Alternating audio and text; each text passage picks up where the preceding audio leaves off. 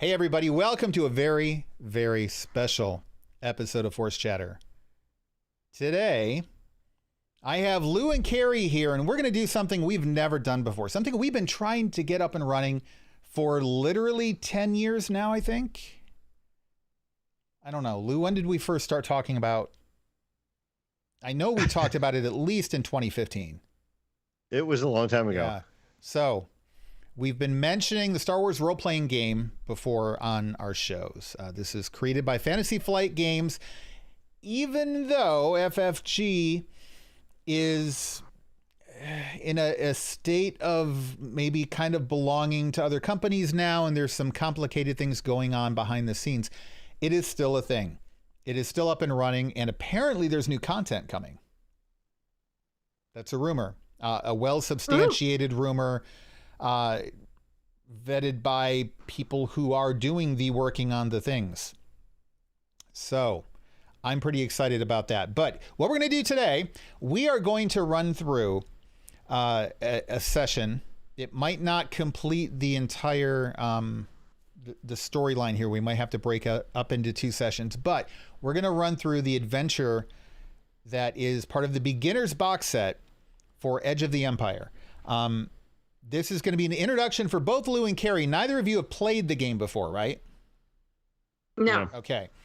I've only GM'd the game with my 12-year-old son, for whom I had to fudge a lot of things, both because it's just one character and because, you know, it's my 12-year-old son. So this is new for all of us. In addition, we're also throwing in Foundry, which is a virtual tabletop system, meaning that I'm going to be controlling things behind the scenes through the internet in a GM, a Game Master interface, and then these two are going to see it on a web page. And I also have a web page set up for you, the audience, to be able to view basically what they're seeing as they play the game. They're going to be maps and characters and things like that.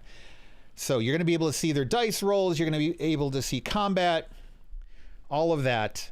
It is going to be a glorious train wreck. So a few disclaimers and stuff to start. So first of all, it's kind of common to do what they call an episode 0 when gamers get together to start a game. They go over the character sheets, they go over the character motivations, things like that. We've mostly done that, but we're also going to be kind of learning the system. I'm going to try to explain things to you guys out there because a lot of you might be new to this as well.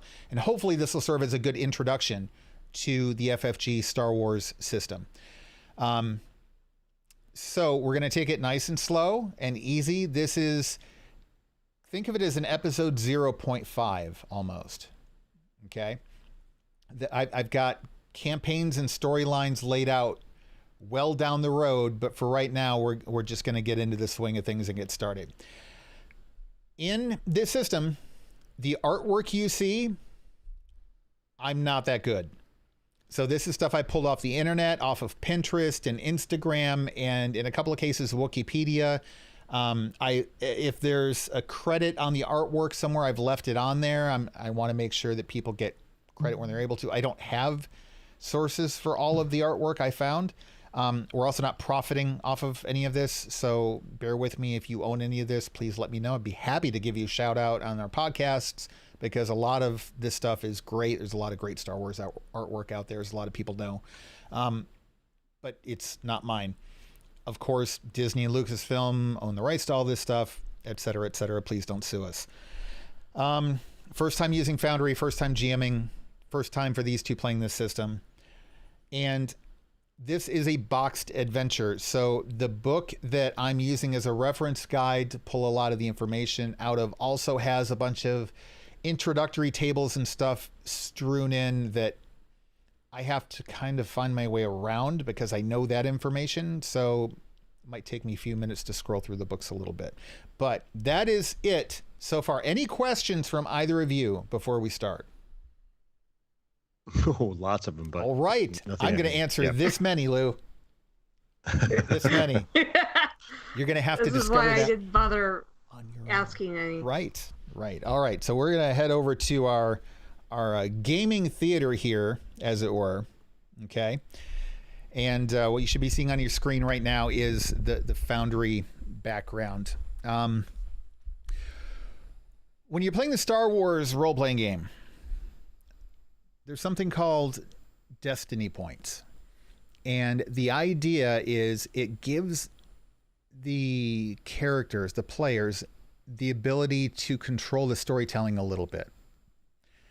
And they can spend a destiny point, which is a light side destiny point. When they spend it, that point then flips. It's actually a token if we were playing in person. And it flips over to a dark side destiny point, which then I, the GM, can use to throw in an additional complication into the story. So let's say they run into a warehouse and they're in the middle of the warehouse and a bunch of thugs, jump out from some crates and hallways and stuff. And they've got them kind of pinned down. And I'm like, what do you guys do? And they say, well, we duck behind the crates. And I say, what crates? You're in the middle of the warehouse. And then Keri thinks about it and she flips over the destiny token. She says, the crates that the lazy bums left right in the middle of the warehouse instead of cleaning up like they were supposed to. And then me as a GM, I have to think, okay, well, that's reasonable. That kind of fits in the storytelling. I got to let her have it. Okay. And so now they can actually take cover behind these crates that were always there. We just didn't know about it.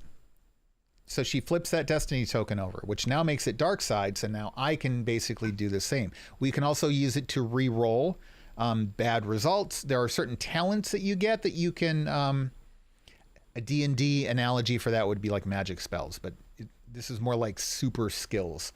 There are talents that you can spend destiny points to do certain things, etc.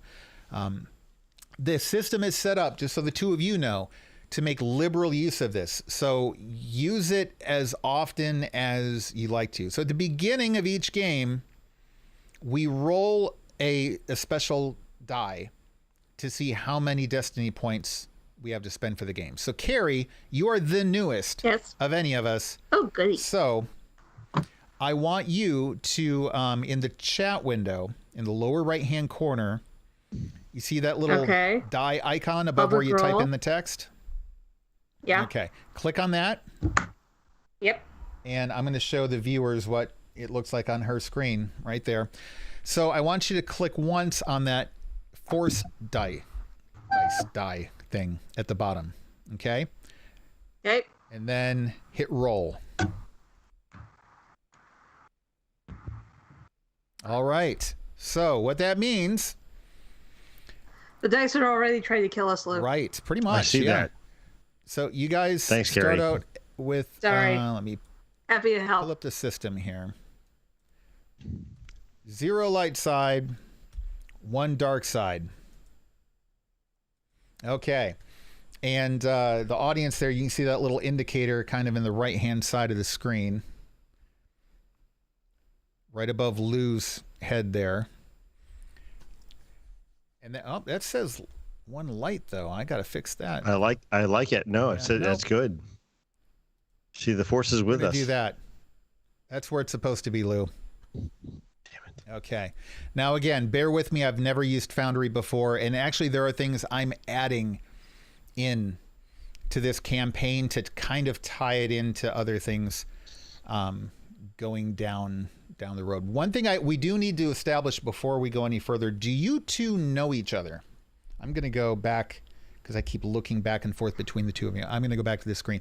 Do your characters know each other? Good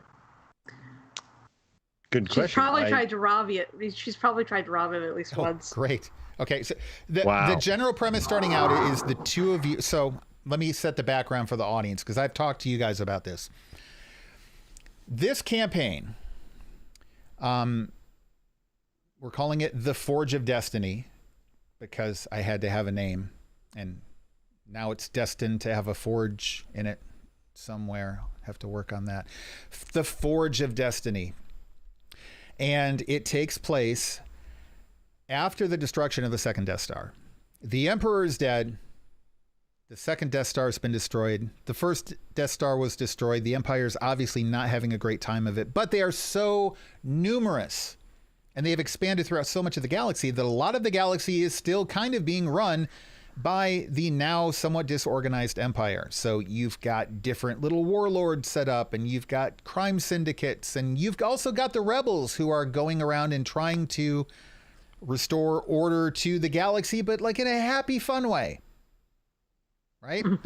So our characters are normal, everyday citizens of the galaxy, but like citizens everywhere throughout the galaxy, their homeworlds are caught in the middle of this big galactic civil war that's been going on. They just want to live their lives. But right now, everything is in such a state of chaos. This is the time for the citizens of the galaxy to take an active part in their own destiny. And see, there we go. And to forge their own destinies. Knew that'd come in handy somewhere. So the two of you have been contacted by a recruiter who is going around the galaxy trying to recruit people and see if you would be interested in taking advantage of this. It might require some exploration and getting out there and taking on different missions and jobs, and you will get paid for them. And you're not a rebel. You're not part of the New Republic. You're not a military member. They don't own you, but they are looking for people that they can reliably call upon to accomplish different things that normal members of citizens of the galaxy could do that maybe the military wouldn't be able to pull off quite as well. And the two of you accepted because otherwise there wouldn't be a game. So sorry, a little break in the fourth wall there. So you guys have to decide what your motivation is in why you decided to take this on and to go out and explore the galaxy a little bit. And whether you guys know each other or not is kind of up to you, but you will be paired up and presented to your point of contact here in a few minutes. So why don't you introduce your characters a little bit to our audience? Lou, tell us a little bit about your character, what he does, his background. Is he from a hole-in-the-wall planet? Is he from Coruscant? What? Just give us some background. Yeah. So my character is kind of the he's an explorer. He's out to find himself in the galaxy. He's trying to make a name for himself. Pretty good behind the wheel of ground vehicles and that sort of thing. He's trying to get away from his past and become his own man, I guess. Interesting. Okay. Keri, tell us a little bit about your character. My character is a Chatterfan thief. She's small. She likes getting into things. She likes tinkering with computers, and her fingers tend to get rather sticky when she's around, people in general. She'll come up with things. That's a very when she's around when things she's around like people. She'll just pluck a couple credits here and there. Why not? Something pretty. She may sneak off with it. And all right. For those who don't remember what Chatterfans look like, in the upper left-hand corner of the character sheet. Oh, you guys can't see it. We're gonna pop back over to the theater display here again. That is a Chatterfan, the little short, kind of big ears, good hearing. Appeared in the Cantina in A New Hope. Well, that's why I said I probably tried to rile Blue's character at least once. Yeah, I'm just kind of wondering how they taste. I mean, like chicken, are they gamey or What kind of? You're a human, right, Lou? I know. I'm just curious. I will bite you. I have so many questions right now. Okay. All right. So I only asked for Tim because Tim's always hungry. So he's not here with us tonight, but All right, so here we go. The adventure begins, and I got to say I'm as nervous about that, probably more nervous about this than you guys are. Oh boy. All right, so let me activate this scene here. So you guys have been, as I said, you've been contacted by a recruiter. The recruiter hasn't told you a whole lot about any details of anything, but said, listen, we have someone within what is now going to be the Republic. We're no longer the rebellion.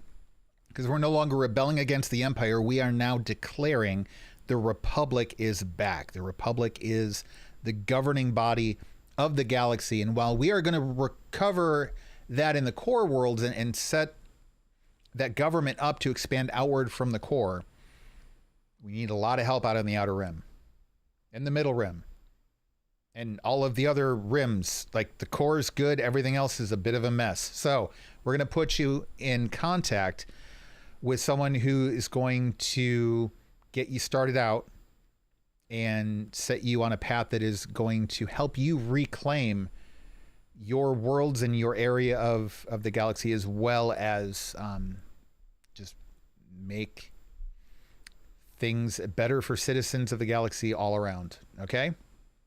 So let me zoom out a little bit here. You get put on a shuttle, and you're not told where you're going.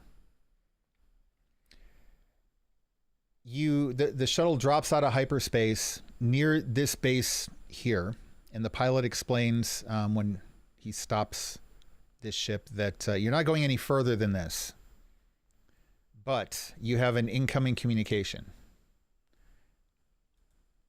I'm going to pull that up here. Again, bear with me, still kind of learning the interface a little bit. Let's see if this works here. There you go. All right. So this is what appears on the communication screen. She looks at the camera and says, "Hello, my name is Vasan Grilesu, and if you agree to this, I have a mission for you. We can't explain the details, but we need you to go to Tatooine, to a city called Mos Shuuta. We have a contact there with the data crystal. This data crystal is absolutely critical to the future of a big section of space. I can't tell you why. I can't give you any more information than that, but let me assure you that this cannot get lost. We must get this data crystal into the right hands. The problem is it was just recovered by one of our operatives who lives there on Tatooine and has a shop. He can't smuggle it out. He'd be detected. There is a hut there in Mos Shuuta. His name is Timo.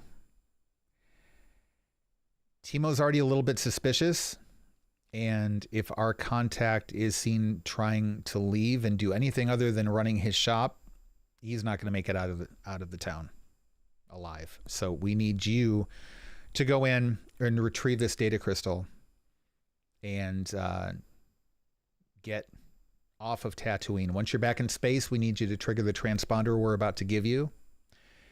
Just get in and out as silently as possible, like nothing ever happened. Do you have any questions? Okay. How much are you paying us to do this? Is there a certain amount you'd like? Well, I'm guessing you're not going yourself because you probably don't like sand. I mean, it's not very pleasant for Bothans. No, we prefer the solitude of space over sand. Yeah. The main thing is we need this done quickly, and the two of you happen to be in the right location. There are people who have more experience than you do that we could get there and pull this sort of thing off all the time, but we don't have any longer that we can wait. We have to get in there right now. We have to get this. Well, that's the thing. I mean, if you guys want it done fast and you need it done, quietly, that's going to cost something extra. Yeah. Okay. We can pay you. We would hope that, you would take some interest in in helping better the lives of people everywhere as well. But yeah, we understand that, this isn't charity work, and we're willing to pay you a reasonable amount for transporting this data crystal. Is there an amount you have in mind? Charity starts at home, and so we want to better our own lives first. But yes, if it helps you guys out too, that's great. I'd like to know what you guys are offering to pay. Well, I look over at Lou's character. She does realize that she's trying to hire a thief here, right?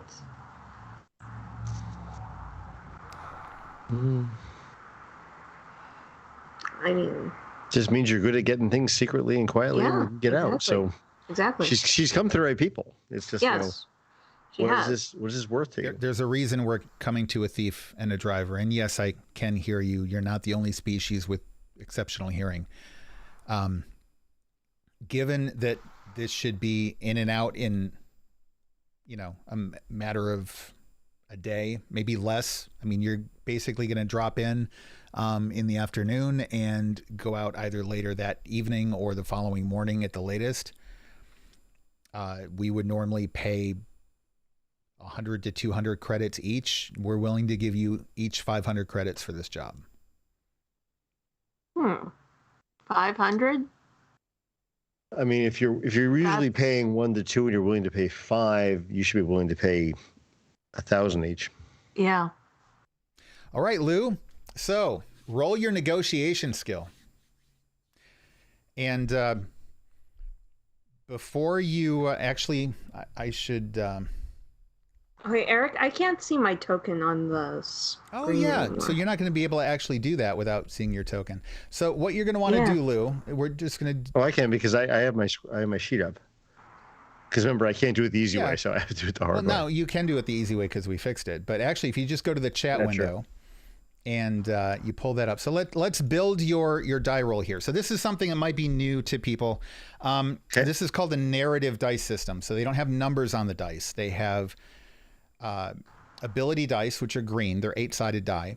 And they have success icons. And they have advantage icons. Then you're rolling against difficulty dice, which have failure icons and disadvantage icons. Now, if you have certain skills that upgrade your dice, then you roll a, what are the yellow dice? 10-sided die? You roll an... looks like... Yeah, an upgraded die instead that has more of the beneficial symbols. And then you can get boosts if you have something like, let's say, you're really good with the blaster pistol, but if you take your time and aim, you might get to add in a boost die. Or if it's raining heavily and, you got people yelling in your ear and stuff like that, you might have a setback die instead. So what we're going to do is we're going to build the dice pool, and then Lou is going to roll that. Now, Lou, so let's see here. What is your negotiation skill? Do you have any negotiation skill? It's not checked. All right. Rank says 0. This is going to be fun. And I've got three green ability symbols next to it. Okay, and it's a presence skill. Now, your presence is actually pretty decent. So you're going to roll 3 green die. You're not going to upgrade any of them to yellow because you don't have any points in that actual skill. Okay. This is the part you're not going to like. You're negotiating with a Bothan spy in the Republic who does this sort of thing every day. So you're rolling against 3 challenge die, so 3 red die and 1 purple die. Wow. And I'm not done. Uh-oh. And so now it's a little hard to translate Star Wars credits into something that's like US dollars. And it's inconsistent as you look through Star Wars lore. There are certain indications where it should be 2 credits is worth, or a credit is worth $2. And there are other places where a credit should be worth $10.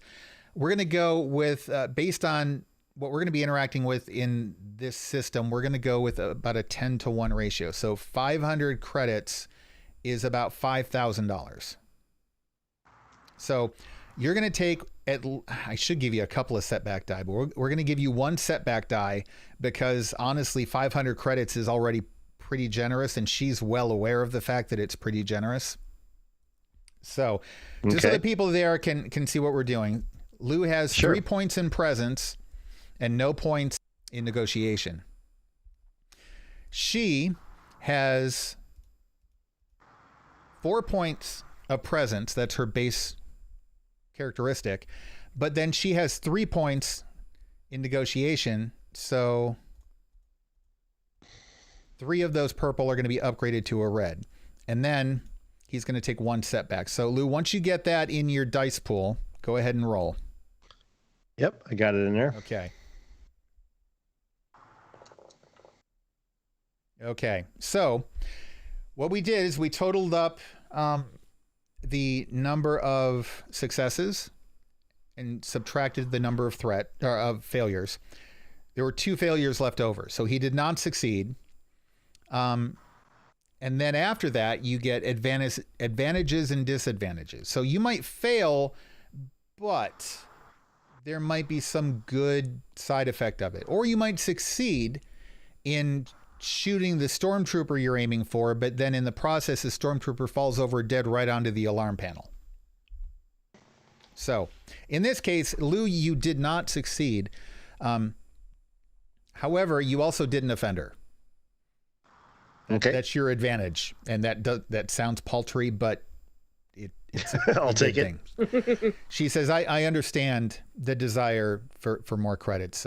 Everybody's in a tight spot these days, and all of our new recruits do this sort of thing. We are interested in keeping you around, which is why we're giving you such a generous offer in the first place. But right now, that's the best we can do. I mean, honestly, a lot of citizens in the galaxy are trying to make a better place for themselves and are trying to get off of the dust hole that they came from, such as Tatooine.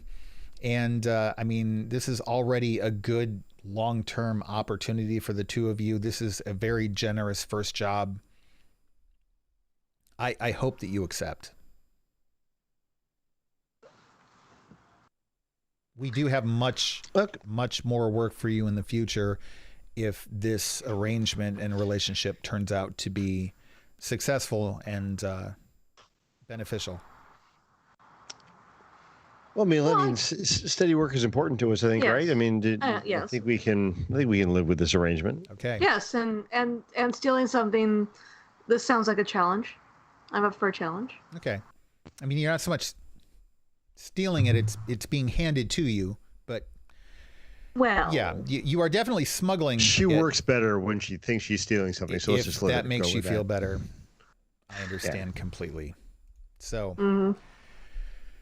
when you get to Mos Shuuta, I'm going to give you a map of the town. It is a well-to-do town, but it has its run-down places as well. It's not as large as a place like Mos Eisley, but it's a decent-sized location in Tatooine. In fact, it's not too far away from Mos Eisley and a few other places that people frequent in and out. You are looking for a place called Off-World Traders. You are looking for a Twi'lek there. His name is Bengara. He deals in luxury goods. He's actually one of the more prestigious merchants there in Mos Shuuta, which is actually part of the problem.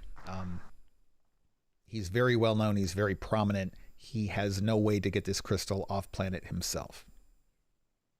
So once you get there, as soon as is convenient, go ahead and find Bengara, get the crystal, and get off world and hit the transponder. Any other questions? I don't think so. Okay. All right. Do you have any questions? No, I'm just taking it all in. I think we're good to go. Okay. All right. We've arranged transportation for you to Mos Shuuta, and we will have arrangements for you off Mos Shuuta, either the last transport out that evening, the first transport the following morning. We're still working out the details of that because this is such late notice. If you secure your own way off Tatooine, expediency is a benefit at this point. So if you're able to, I recommend you take it. Understood? Okay. Understood. All right. Will there be a bonus involved in getting off earlier and getting it to you sooner? Getting to safety faster. Okay. The higher level of skill with which you demonstrate your capability and competency in this mission may affect the types of missions you're offered in the future. Keep in mind, this is not a one and done. This is a business arrangement that if both sides are satisfied, we would like to continue in the future. Okay, in fact, there's a very good chance that if this does go well, I will be turning you over to more of a long-term handler who will be able to get you missions that maybe are not as well suited for Republic military, and for which maybe we need people who can work behind the lines a little bit. If you catch my meaning. Yes, I think I do. Things the Republic doesn't want to admit to. Things that I imagine Malia would find much enjoyment in. Excellent. All right. Good luck. She closes the transmission. You are on a shuttle, and you are bound for Mos Shuuta, which is loading now.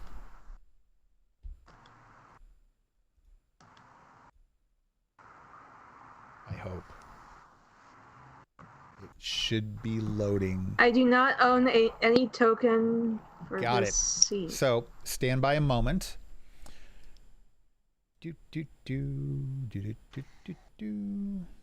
No, let's put you, so you're going to come in over here. Is it supposed to be? Oh, there we go. Yeah. So now you can see. All right. Now I want to point out, as a GM, I want to point out a couple of things. D&D is a game that relies very heavily on battle maps these days. Star Wars does not. The idea behind providing the maps in Star Wars is more to give you a visual reference for things and to make it more convenient. But the idea is still that this is going to be very narrative heavy, and it is about the storytelling, not about the tactical advantage of the maps. So okay, I would encourage you to not get too caught up in the map work, so to speak. Now, that being said, all right, the secret things are secretly not appearing exactly as I'd hoped. So you can zoom in and out on the map. You can right click with your mouse and drag it around. This is basically what Mos Shuuta looks like. And you're landing at Landing Bay Besh. It's a pretty small landing bay. You came in a typical personnel transport sort of ship to Tatooine. And then once you got into orbit, different shuttles took off for different locations. In your case, Mos Shuuta, and your shuttle landed in Landing Bay Besh. You come out into the streets. It's dusty. It's sandy. It is exactly what people would expect from Tatooine, but there's a good amount of commerce going on. There are people out in the streets. It's after midday, before the end of the business day, so businesses are still open. It's more populated than you would expect a town of this geographic size, and there's definitely a lot of activity. The air is very dry and arid. There's sand. It's getting everywhere. What do you do? Well, we should probably start looking for our contacts. Yeah, I mean, I think that's the prudent choice here. We don't want to spend too much time here. Yeah, exactly. So we need to find off-world traders. Now, do we have access to this map, or is this something Yes. that we? Nope, this is the map. So you guys have this map. This is actually on your portable data pad. This is provided to you by your contact. So you should feel free to just start off for our. And it's pretty well, as you're walking around a little bit, there are signs above different establishments. You notice that once you get past the barracks here, you don't really see a lot of people over in front of Timo's Palace. There are a lot of Gamorreans kind of not physically knocking people away, but kind of making it clear that maybe they're not necessarily welcome there. A lot of the spaceport stuff seems to be on the north side of town. It's pretty easy to kind of get the ebb and flow of what's going on. But yeah, you definitely do have a map that you can reference anytime for Mos Shuuta overall. Okay. Okay. I think we don't want to go directly to Off-World Traders. I think we'd probably like to go a little roundabout way, maybe smaller, less less open thoroughfares, and try to get the lay of the land before we just go walking into Off-World Traders. Okay. Good idea. So I think we head down by the junk shop. All right. So you can go ahead and I would suggest kind of using the arrow keys and just kind of moving around a little bit. This map doesn't have wall boundaries, so you can kind of move on your own as you please. As you're going by the customs office, you see a few Imperials here and there. No stormtroopers of note, just very low-ranking Imperial bureaucrats. You have your token selected? Oh, wait. Yeah, there we are. Okay. You can also drag it with your mouse. It's typically better to use your arrow keys if you can, but... All right. And for the audience here, we're going to select Lou. And we're going to zoom in on him a little bit. Okay. So... let's see here. Of course, you're going to head down to the junk shop. Of course. Because who wouldn't? The most rickety looking place in Mos Shuuta. There's there's various bits and pieces and parts laying around. The proprietor of the junk shop looks like he's busy at the moment. There are other customers in there. He's haggling with somebody over some prices for what appears to be a piece that must go to a ship. Both of you have a little bit of a history with mechanical stuff, so it does appear to be part of a spaceship, and they're just haggling over prices. There's an astromech droid kind of scurrying about the shop, both repairing things and putting things away. Nothing exciting going on.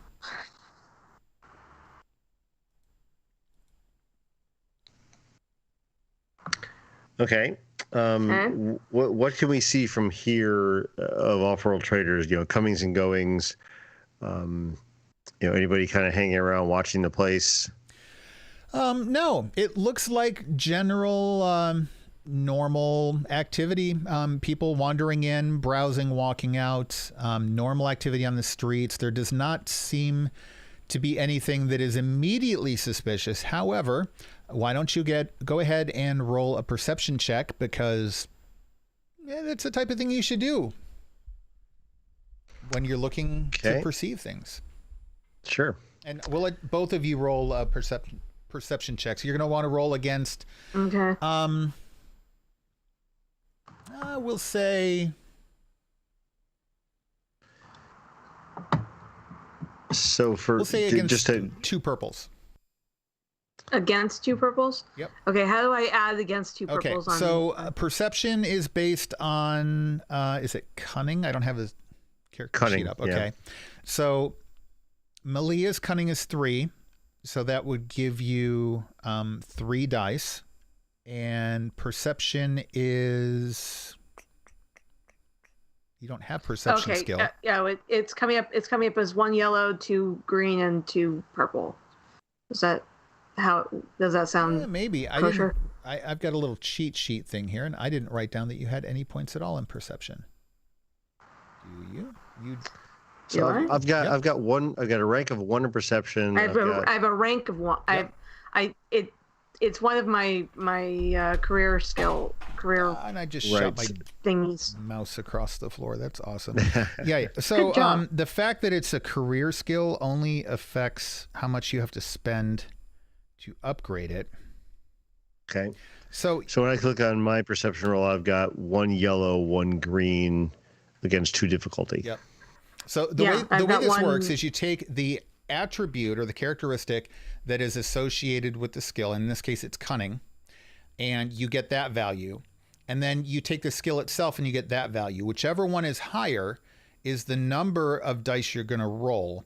And then whichever one is lower is how many times you're going to upgrade those dice. So for Keri, you have 3 cunning and you have 1 perception skill.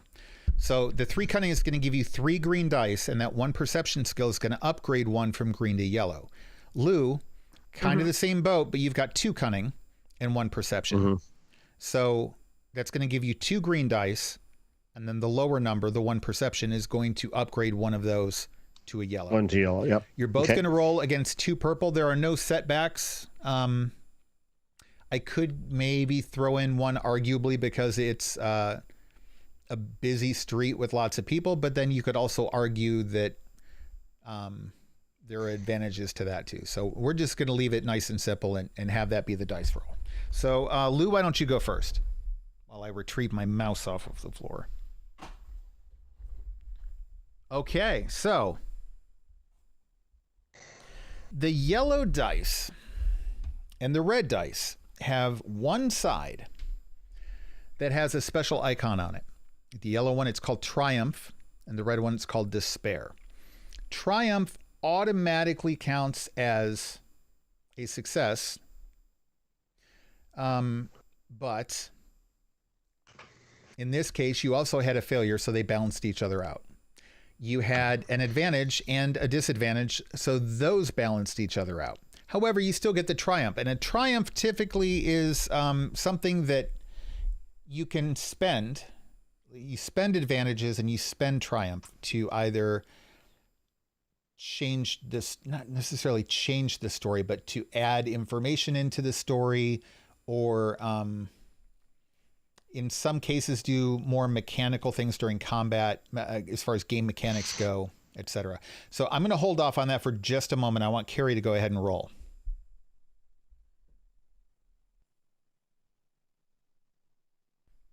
My check also failed. Okay, so we are not. Wow. you know, it's a busy street, and you guys The think dice are already trying to kill us. you think that you think you'd be able to get a good feel of what's going on, but there's just so many people, and not necessarily going in and out of stores. It's just, you know, the peak of the day, and people are trying to wrap up whatever business they have left before they close up their shops to go home. It's not closing time yet, but it's solidly in between lunch and dinner. I'm going to say that your triumph there is because of all the people in the street. You have no problems getting right up to the area where there are windows and doors into the shop, and you can clearly see into the shop. And you don't necessarily need a successful perception roll to tell that the Twi'lek he's being very gracious with his customers, but he also seems like he's moving around with a purpose. You can't quite tell if it's anxiety or not, but there's a determination. It leads you to believe that the nice customer service side of things is perhaps just a formality. Okay.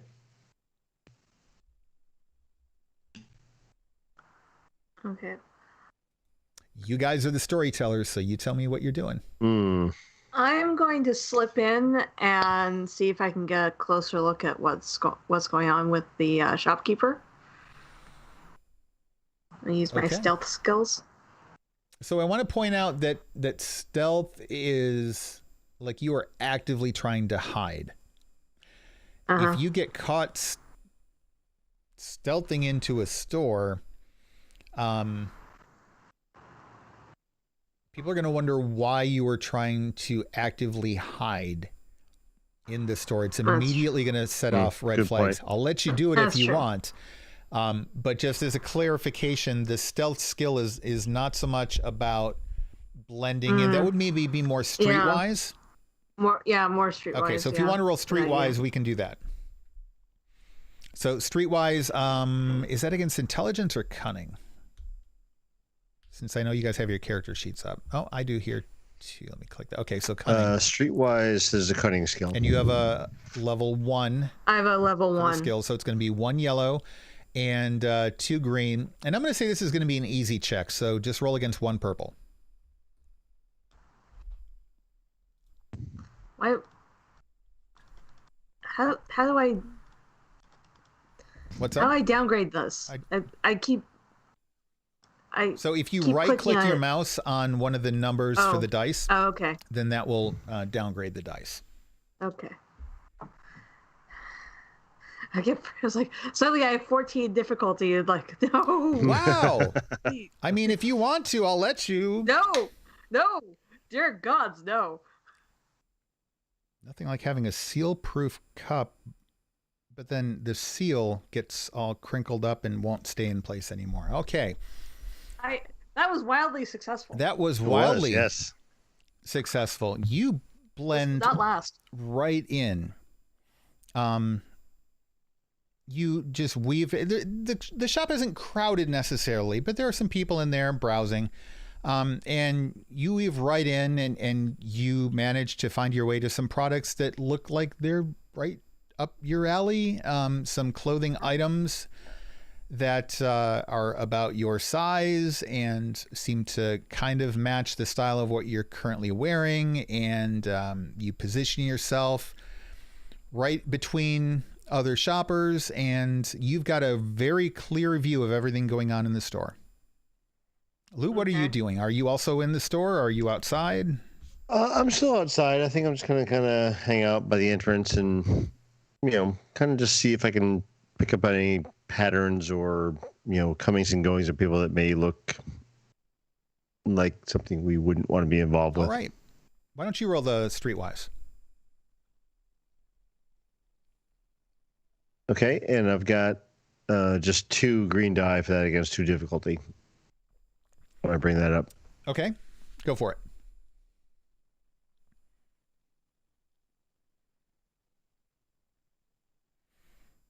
Aha. Okay. Success. All right, so you don't see anything going on, but you do feel confident that you've got a pretty good vantage point from right there. You also feel confident that there's no visible threat going on outside, and you could enter the store if you'd like without necessarily feeling any threat. Yeah, I think I'll do that. Okay. All right, so you're both in the store. I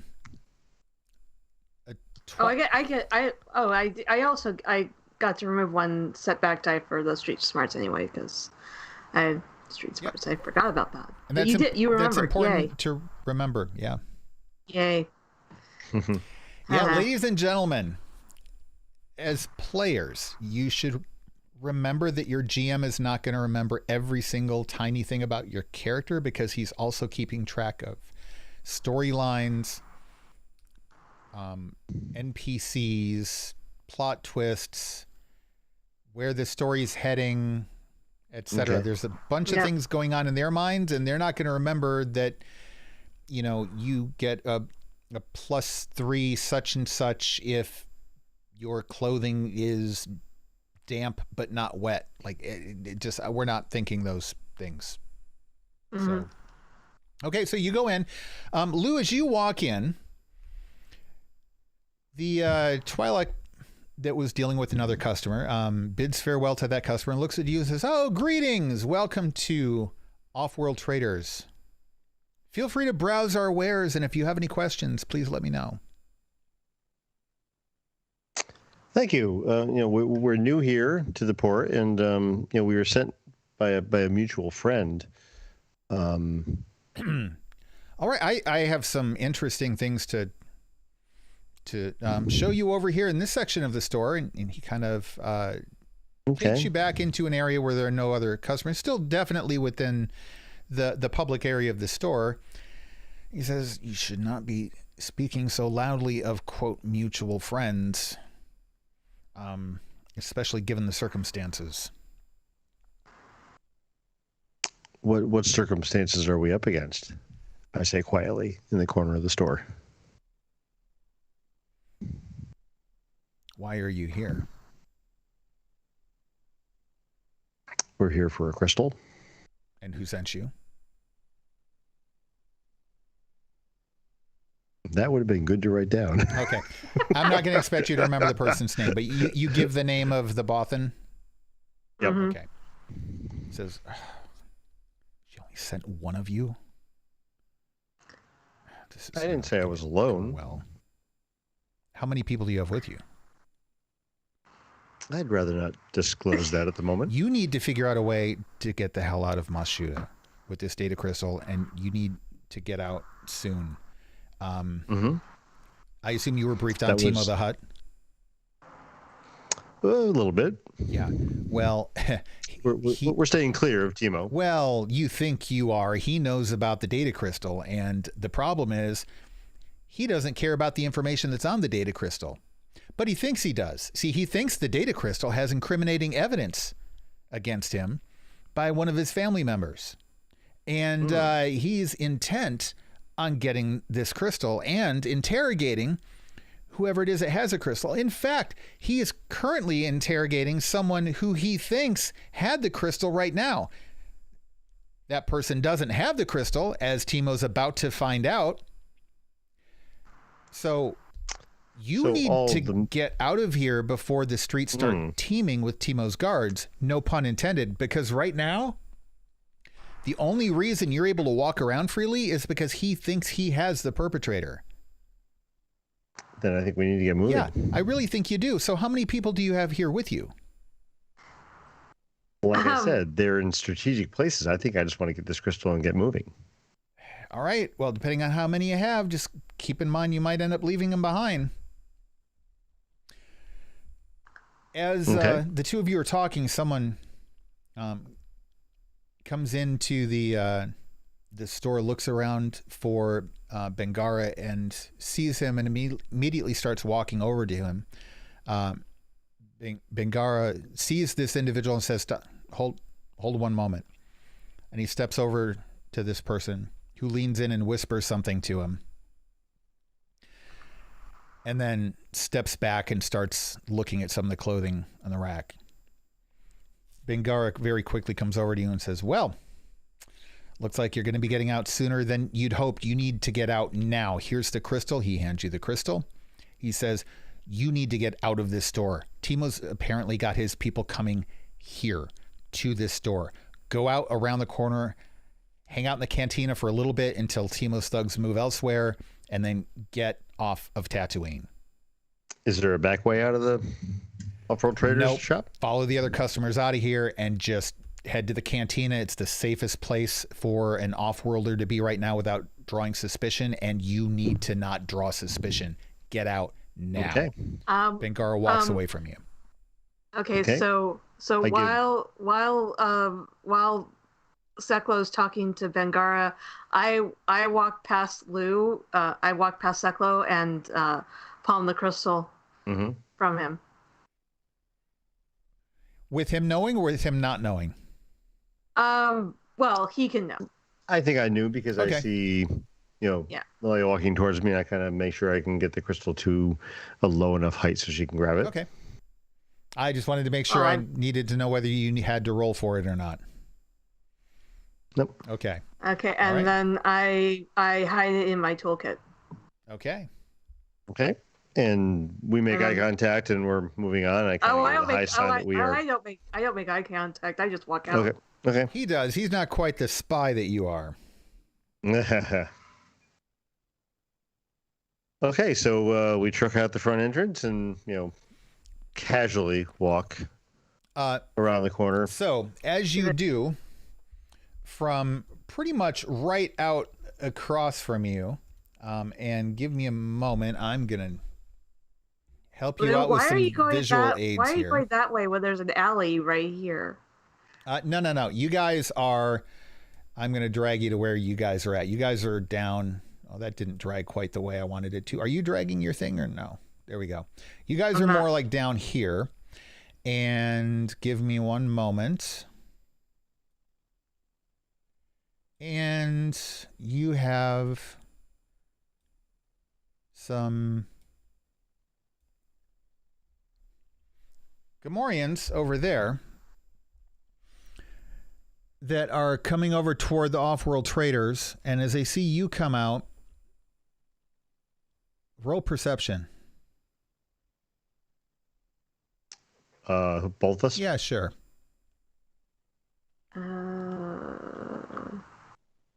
Remove 2 setback dice to perception check. Yep. Okay. Roll against 2 purple. Oh, I removed my perception, the difficulty, or the setbacks. Oh wait, that's setbacks, not difficulty. Yeah, that's setbacks, not difficulty. Never mind. You don't get free rolls.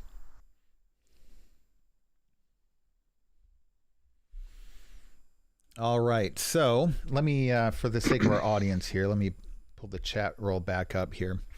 Okay, so Malia was successful, and Seklo is rolling really, really well this game. You both immediately notice that their focus has gone from the off-world traders to the off-world traders. You. Uh-huh. You also notice that there aren't a lot of people in between you and the cantina, and that you should be able to successfully get into the cantina before they can get to you, given the distance. Mm-hmm. Nice.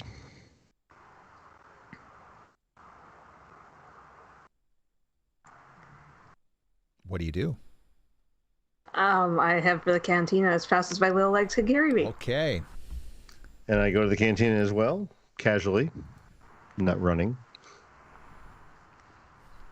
So I'm going to give you this one last thing, not Lou. running, but I'm Okay, trying to keep up with the tall guy. Especially given your good die roll there. Let me add you to the map here. They definitely seem to have switched focus from the store to the two of you. So, welcome to the cantina. Uh-huh. Go ahead and, if you want to use your tokens and go in there, I would recommend you use the arrow keys. If you need to do diagonals, Okay. just like WASD, but like just hit 2 of them at once. All right. All the way to You the see foyer. into a the... pretty standard cantina for a trading area. There's a handful of patrons here and there. You see a Zabrak standing behind the bar. Off in the corner, off to your right, there seems to be a stage. There's a Twi'lek female up there singing. Just some light background music. Tables in the center of the canteen are fairly well lit. There are booths around that you can see into pretty easily, but they're a bit dimmer. Nothing really stands out about the patrons. Let's see.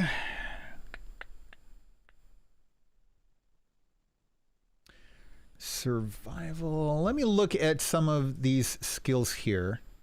Those are both cunning. Streetwise, cunning. All right. What does cool do for me? Cool is, think of Han Solo. When Greedo's got Okay. his pistol held on him, Han Solo didn't flinch. No problem. Nothing going on. You're not going to get... it'll be harder to intimidate you, and you're not going to get freaked out if you see a fight coming. Whereas vigilance is how easy it is to catch you off guard if you don't know a fight's coming. You guys come into the cantina, and Lou, again, I'm going to give you this, given your triumph on that last roll. You realize you've probably got enough time to make one good solid action before these Gamorreans come in. You see a storage closet just past the bar here. And up by the stage, if you want to move into the... I'd move your tokens maybe up into in front of the bar a little bit. So you see there's kind of a dressing room area behind the stage. There's some rafters up above the cantina, but I don't think Malia's getting to them. So you have basically one round before you suspect the Gamorreans are going to come bursting through the door. What do you do? You said there was a closet nearby? Yeah, so the closet is just past the bar. You can see a door entering it from behind the bar. But there is also a door there in front of the bar. It looks like it's shut. It's probably locked. The bartender's just kind of looking at you somewhat apathetically. The singer just wraps up the song that she was singing. She's just kind of lingering there on stage looking through the backup music device that she has plugged into the sound mixer up there. Clock's ticking. There's no other way out. No other way out. You see no other doors exiting the cantina.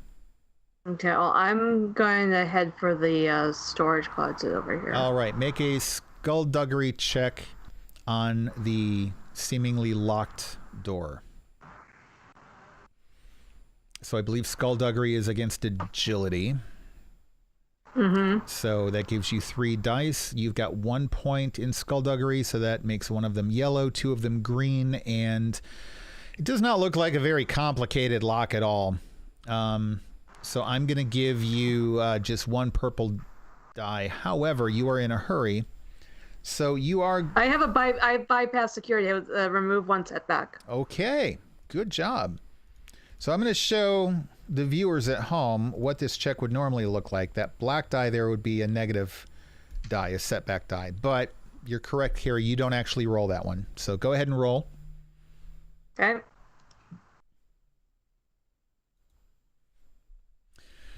Failed, but I have an advantage. Okay. The bartender looks over and says, "Hey, what are you doing trying to get in my cleaning closet?" How do you respond? I need to use the fresher. Not in my cleaning closet, you're not. Make a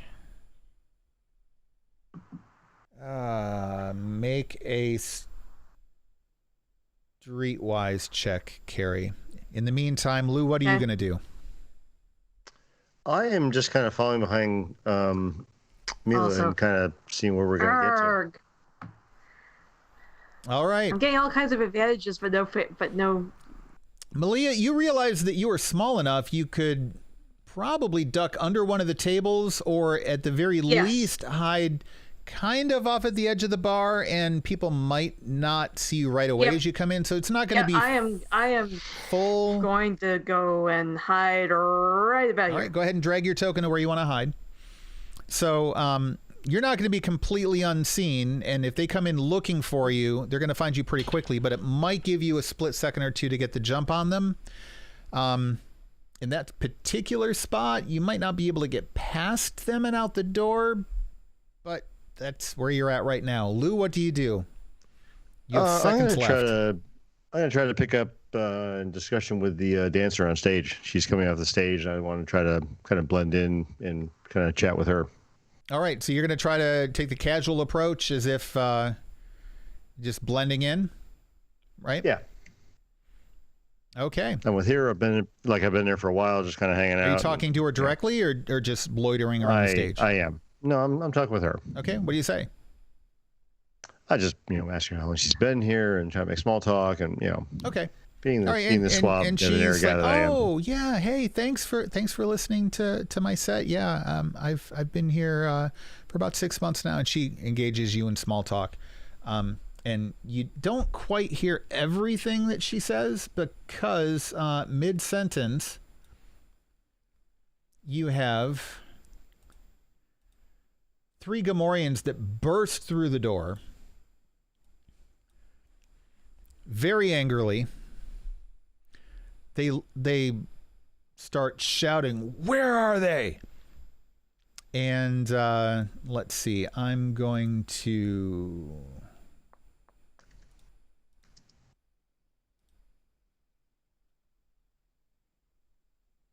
make a roll here. Okay. Oh man. One of them immediately sees Seklo up at the stage. Says, "Hey, you! Stop!"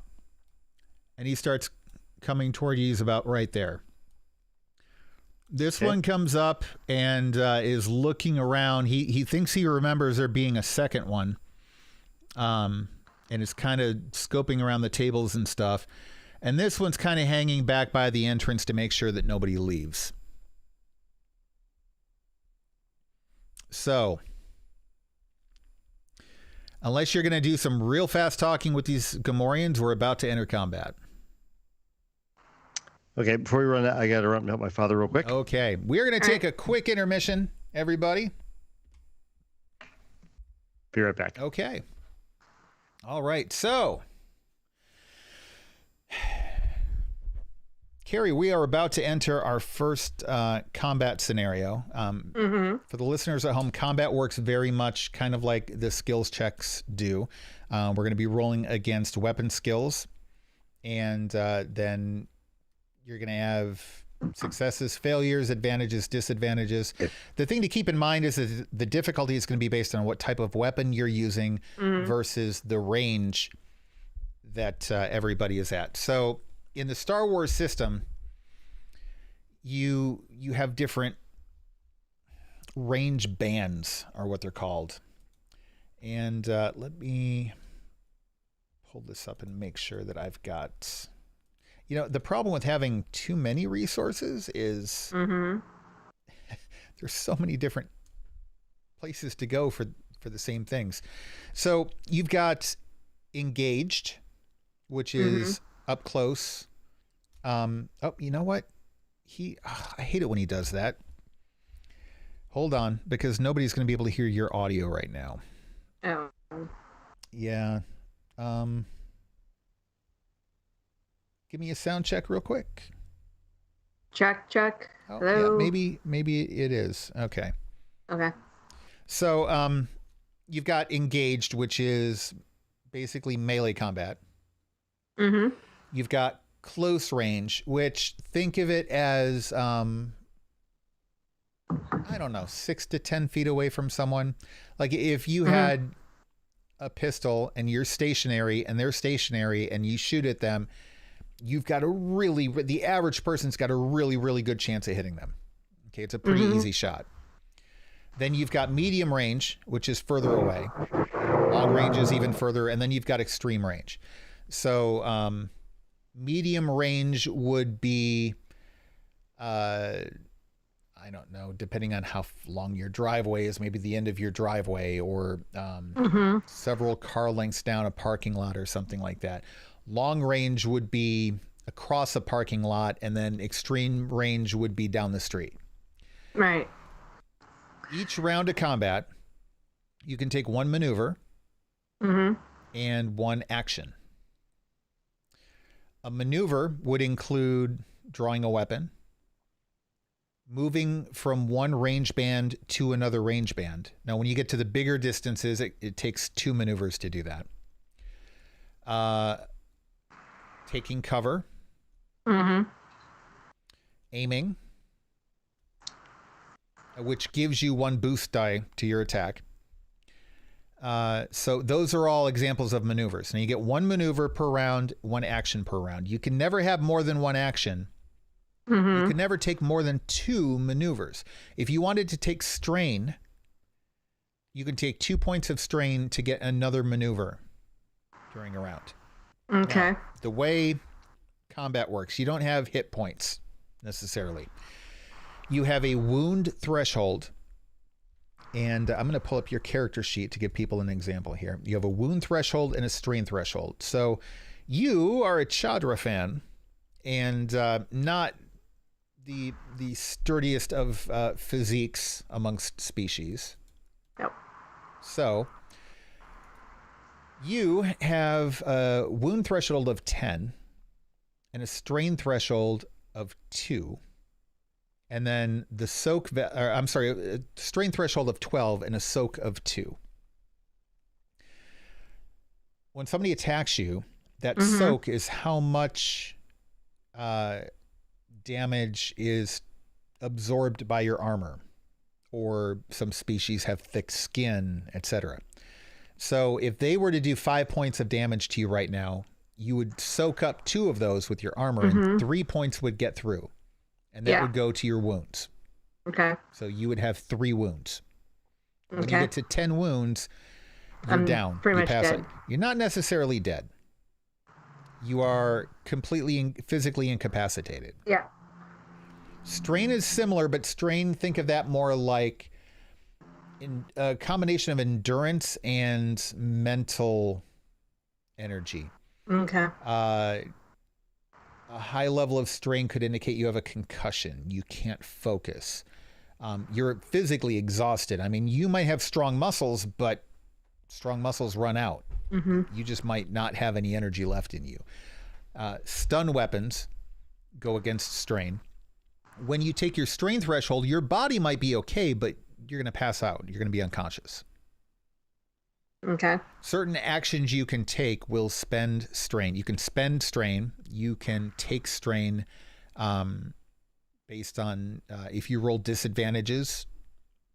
You can be getting really stressed out during the combat, and that's going to give you additional strain. Okay? So it's one of those things where it looks like it doesn't matter and it's not a big deal until all of a sudden it seems to matter a lot and becomes a big deal. Now you can spend advantage points to relieve a point of strain, and then at the end of battle you reduce some strain as well, but not necessarily your wounds. Okay. When you take critical hits, you roll against a critical hits table, and it's a D100 roll. And I'm going over a lot of these details for everybody in part because we're waiting for Lou to come back from helping a family member out with something. So you roll a D100, but this table actually goes, I believe, to 150. So what happens is for every critical injury you already have, you add 10 to your roll. So the higher numbers are more serious injuries. So that's another thing to consider. Critical injuries can be everything from, some sweat in your eye to you just lost a limb to you're bleeding out and you're going to be dead within 3 rounds. Or in fact, if you roll 150, I think like you all but explode, like you're gone, permadeath. Ouch. Yeah. Yeah. Or Lou just spaced me. Yeah, or Lou spaced you. Where do I find like the special things about my class and so forth? Special things about your class as far as like the abilities and stuff, like source book information? Yeah, like hearing something, I remove a setback dice and so forth. Where do I find that kind of stuff for my character? I didn't see it in the... well, so she spent some of her XP on talents and you didn't. So the way your character creation works... That's right. That's fine. Yeah. Okay, yeah, you get a certain number of XP points that you can spend at character creation. Now, Lou decided to put most of those into his characteristics. Right. The equivalent of strength, dexterity, charisma, etc. Because character creation is the only point in the game where you can spend XP to do that. So Lou front-loaded that right up front, but that means agility, he didn't spend much on his career specialization talents, nor did he buy up a lot extra in skills. So Lou's going to do that as he builds his character. Keri, on the other hand, did pick up some more inexpensive low-level talents, which is why, as a thief, she's able to negate some of the setbacks due to that's fine. Yep. certain circumstances. I just want to make sure I wasn't missing something I had to be aware of. So that's fine. Yeah. Nope, you're good. And I'm just explaining it in part for the viewers too. So nope, good. Yep. All right, so we are back and we are about to enter combat. So yes. Okay, I guess the question I have is: Are they ready to just fight us already, or is there a chance of talking our way out of this? Is there a chance of, hey, this is your opportunity to find out. Okay. They are definitely coming for you. They look very physically Big. It looks like physical things is all they do. I mean, they're either Gamorreans. They're Gamorreans. They're either going to yeah. physically beat you, physically kill you, or physically pick you up and carry you off. None of which is probably desirable. If you think you can talk some sense into them, you've dealt with let's Gamorreans try. before, right? Yeah, there's probably not any chance of talking sense into them because they don't understand much. So we were talking about range bands. I'm going to give you a chance to do that. Otherwise, we will be entering combat. The range bands. I would say that right now, Lou, you are to that one that's closest to you as far as the different difficulties go for things. I would say that's probably medium range coming into close range. Keri, the one closest to you, is we'll call that close range. So light weapons at close range are, I think heavy are as well. That's an easy difficulty check. Ranged weapons in melee range. For light weapons, you add a point of difficulty. And for heavy weapons, you add 2 points of difficulty. So that's something to keep in mind. So right now... so I've got a medium range weapon with me. I've got a light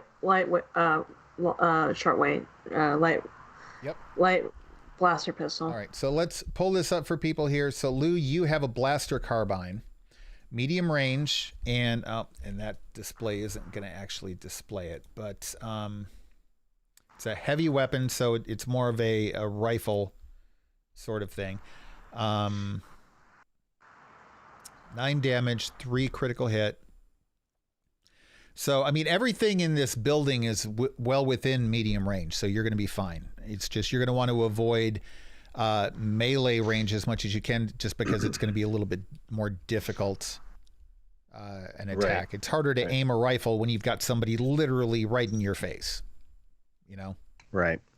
Well, I mean, I think if we think combat is imminent here, we might as well see if we can get the drop on it and attack first. All right. So I'm going to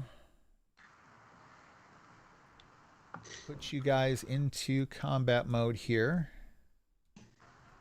And all right. So they did not catch you by surprise. So for initiative, you're not rolling against vigilance. You're rolling against cool. So if we go over to the combat tab, let's see here.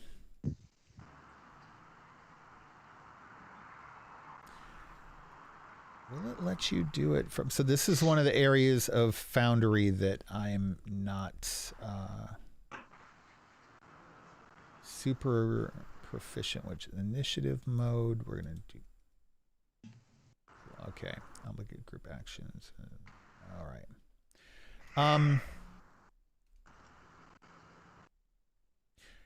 On the combat tab, do you guys have any icons listed above where you see like the 3 NPCs and the 2 PCs? No. All right. I'm going to roll initiative for everybody then. Do we trust them? Not as far as I can throw them. You're pretty small. Well, I'm talking about me. Oh, then you probably press them pretty well then. Okay. Why did that one not roll initiative? He is in combat. Too slow. Oh, well. Well, looks like we have... Okay.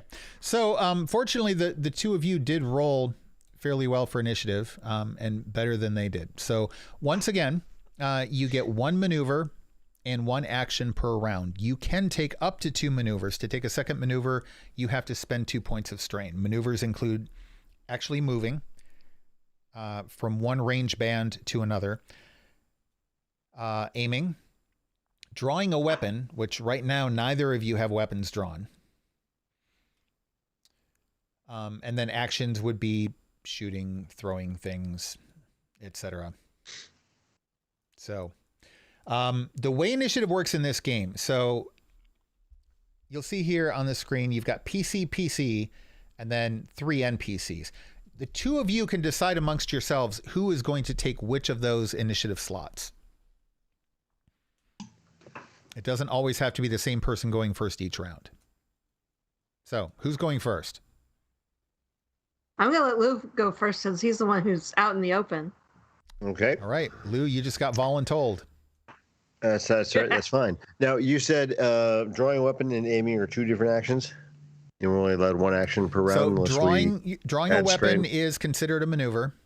Not an action, but a maneuver. Oh, sorry. Yep. Aiming maneuver, yep. is an additional maneuver. Now, you could take 2 points of strain to take that second maneuver in order to aim. And how do we recover strain? If you roll extra advantage points, you can spend that to relieve a point of strain. Okay. You relieve strain over time, I believe, and you relieve some at the end of combat. And moving is also a maneuver too, right? Moving is a maneuver. As well as taking cover is typically a maneuver as well. Okay, well, I'm going to do 2 maneuvers, draw my weapon, and aim at the Gamorrean closest to me. Okay, so first thing we're going to do is we're going to go ahead and allocate those 2 points of strain. Mm-hmm. Which I believe is that up there. Okay. Did I do that right? No. 2 and enter maybe? Okay. There we go. Okay. Did add it to me. Yep. 2 points of strain. So when you aim, you get to add a boost die to your attack. Now you have a blaster carbine. So if you use the thing up at the top there, click weapons and click blaster carbine. Yep. All right.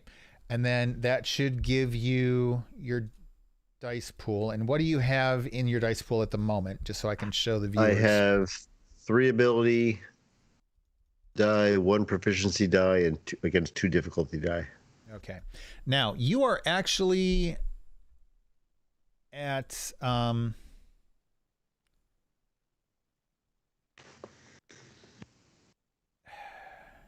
I don't know. That's really close to being close range. We're gonna call it average. All right, so 2 purple die. You are gonna get a boost die. Okay. Okay. All right, so go ahead and roll that. So I leave my 2 difficulty die. I just add 1 boost die and roll it as is. Yep. So you should have 1 yellow, 2 green, 2 purple, and 1 boost. I have 1 yellow, 3 green. 2 difficulty, because you've got and 1 boost. 4 agility, don't you? Yes, I do. You goofball. Okay. Yep. That then. Got it. I figured it was worth aiming because I had the agility. So yeah. Wow. Wow. Okay. I like that. So here's how damage works. Your weapon has a damage of how much, Lou? I think it was 8. Okay. Yep. And it shows it right above there. So actually, I believe it's 9. You have 1 yep. Damage. Well, it says damage 9 plus 1 equals 10. Right. So you've got a base damage of 9. That 1 success that's left over after you cancel out the failures adds a point of damage, so that's 10. Now, your critical for this is 3. So if you spend 3 advantages, you can get a critical hit. Okay. 10 points of damage for these Gamorreans. They've only got a soak of 3. They have 6 hit points, so dude's dead anyway. Okay. So I'm just gonna go ahead and mark him as deceased. Okay. Let's see, what did we say? 7. Yeah, so he's gone. He just, I mean, you put a hole in the middle of this Gamorrean that almost went all the way through. And as you know, for a Gamorrean, that's a good shot. That's a good shot. Dead center, and the guy just stops and just thump. falls right onto the ground. You could almost feel the ground vibrating as this guy just slams face first into the ground. Nice. Now, spending advantage. It's not quite like spending a triumph, but you can spend 1 to recover 1 strain. Okay. You can spend 1 to add a boost die to the next allied active character's check. So in other words, the next person on your team who makes a check of any sort can get a boost die. Okay. But I think it has to be someone other than yourself. 2 advantage will let it be for you. And you can also perform an immediate free maneuver.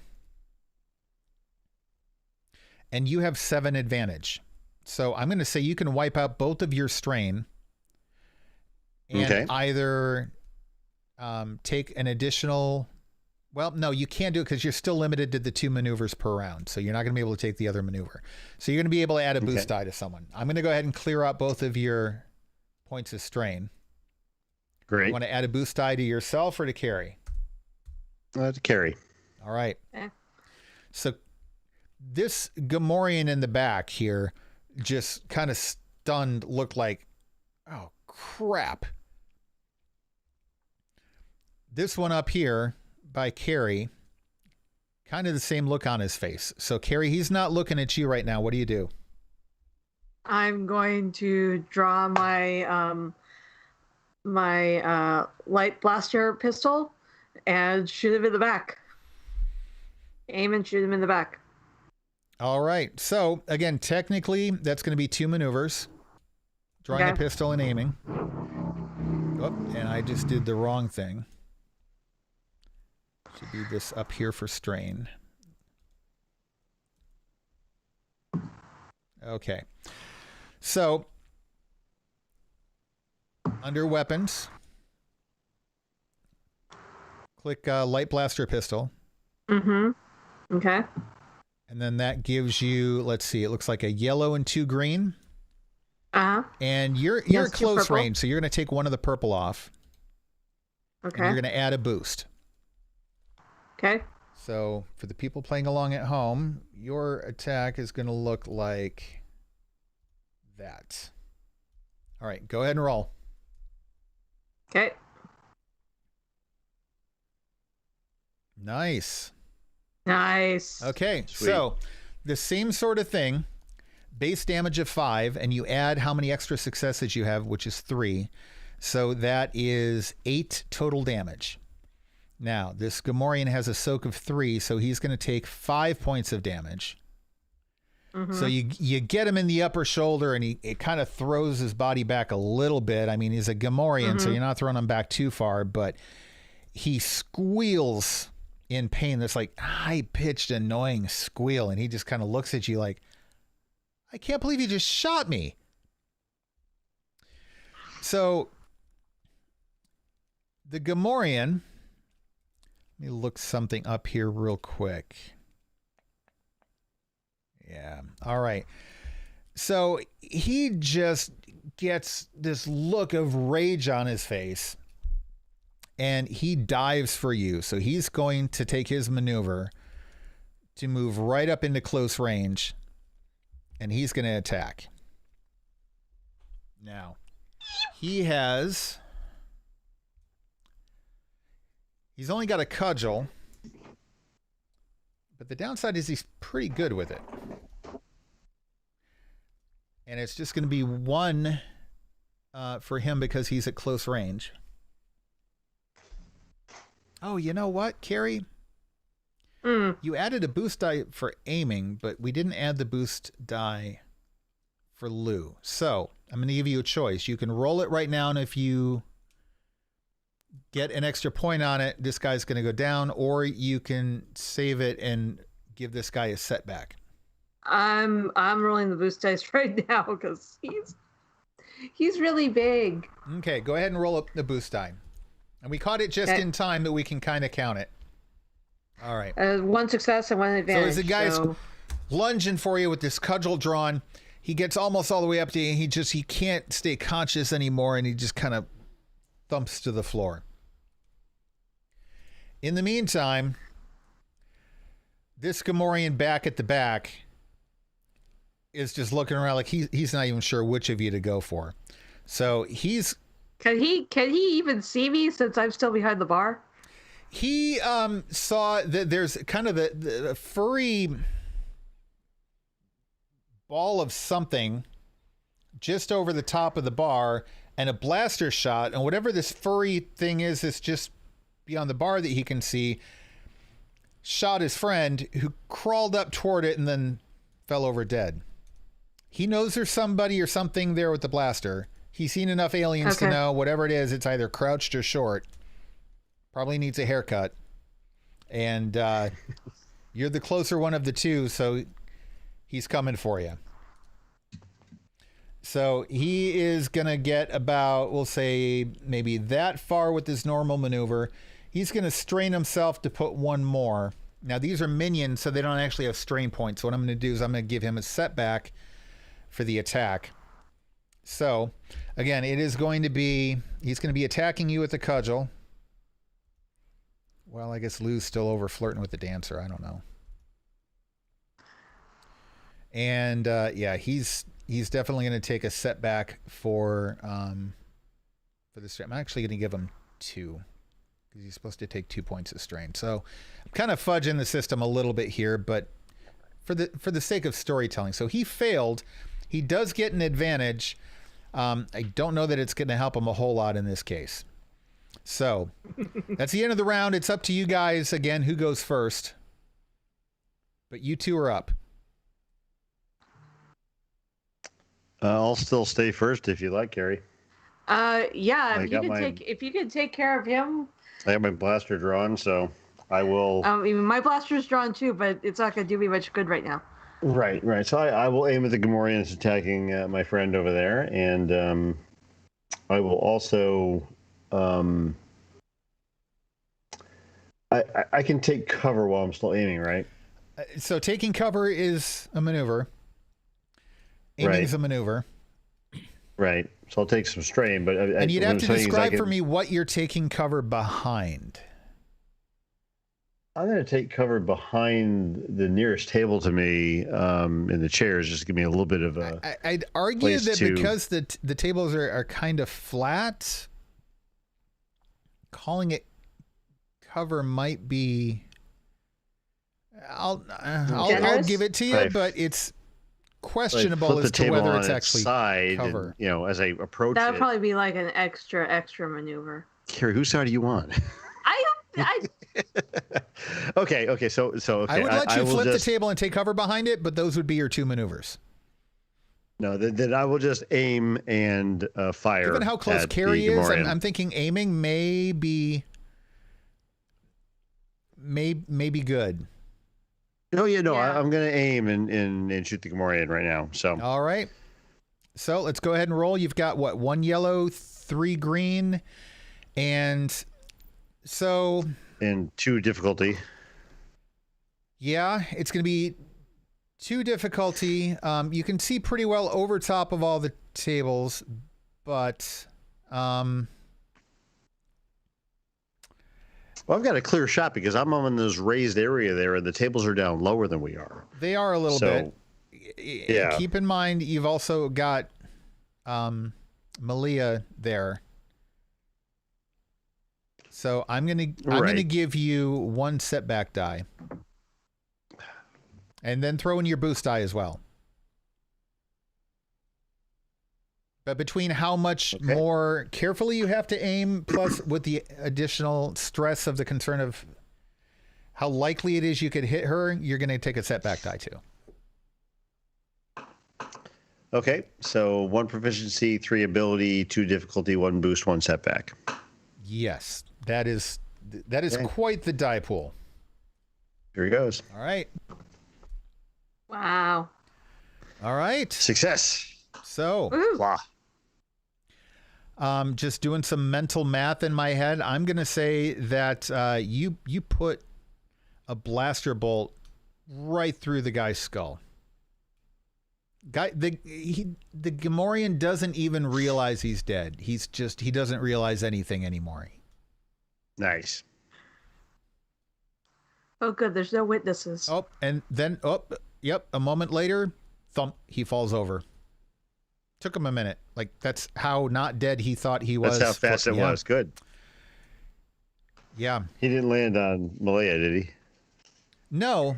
I was about to ask No, that. because you rolled advantages. Had you rolled disadvantages or, a despair? Yeah, you'd have some cleaning up to do. So, the bartender walks over to that side of the bar by Malia. Says, all right, listen, I'm not a fan of these guys any more than you are, but I got a lot of cleaning up I have to do now. You need to tell me right now why these guys are after you. I don't know. I just walked in here.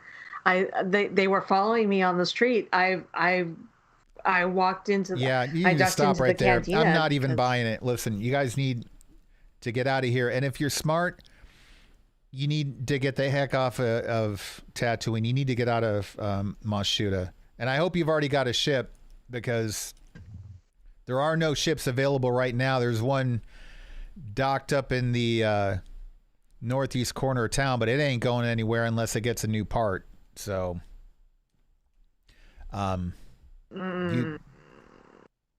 don't know. Either way, you need to get out of my bar right now. We're gone. Just out of curiosity, does the bartender know what kind of part the ship needs? Do you ask him? Yes. All right. Let's see here. Just for kicks, if we didn't have our own train station, we wanted to acquire that ship, what would it need? Yeah. Give me a moment. There's Maybe one thing I'm looking up here.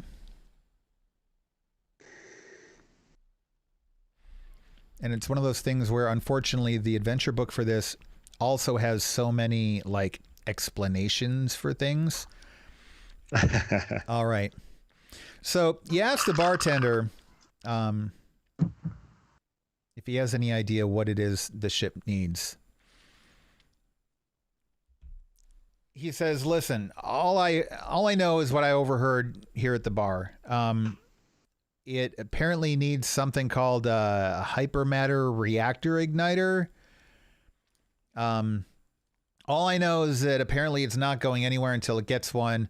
And I'm not sure you want to take that one anyway. It's owned by a bounty hunter, a guy named Trex.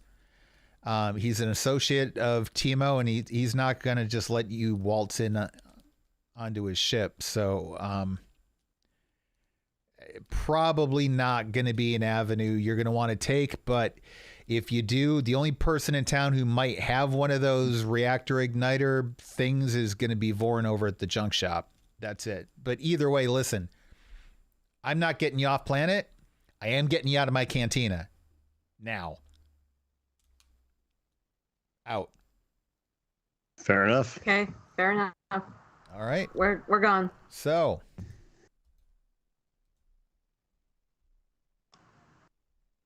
you are back out on the streets. Let's not go go this way towards Timo's place. If we can go around the other way. Sure. I'm gonna move your token down by his. I think that's fair. Yeah. So, all right. So where are you guys headed to? You don't have to be too exact with the. I can't move the map again here. That's okay. I'll put you where you need to be, but just kind of tell me where you guys are headed. Again, this is not a tactical map. This is just an overall guide. Right. We're headed to the jug shop, but we're going the long way around. Okay. So I'll let's see. Do I have oh, I do. One moment.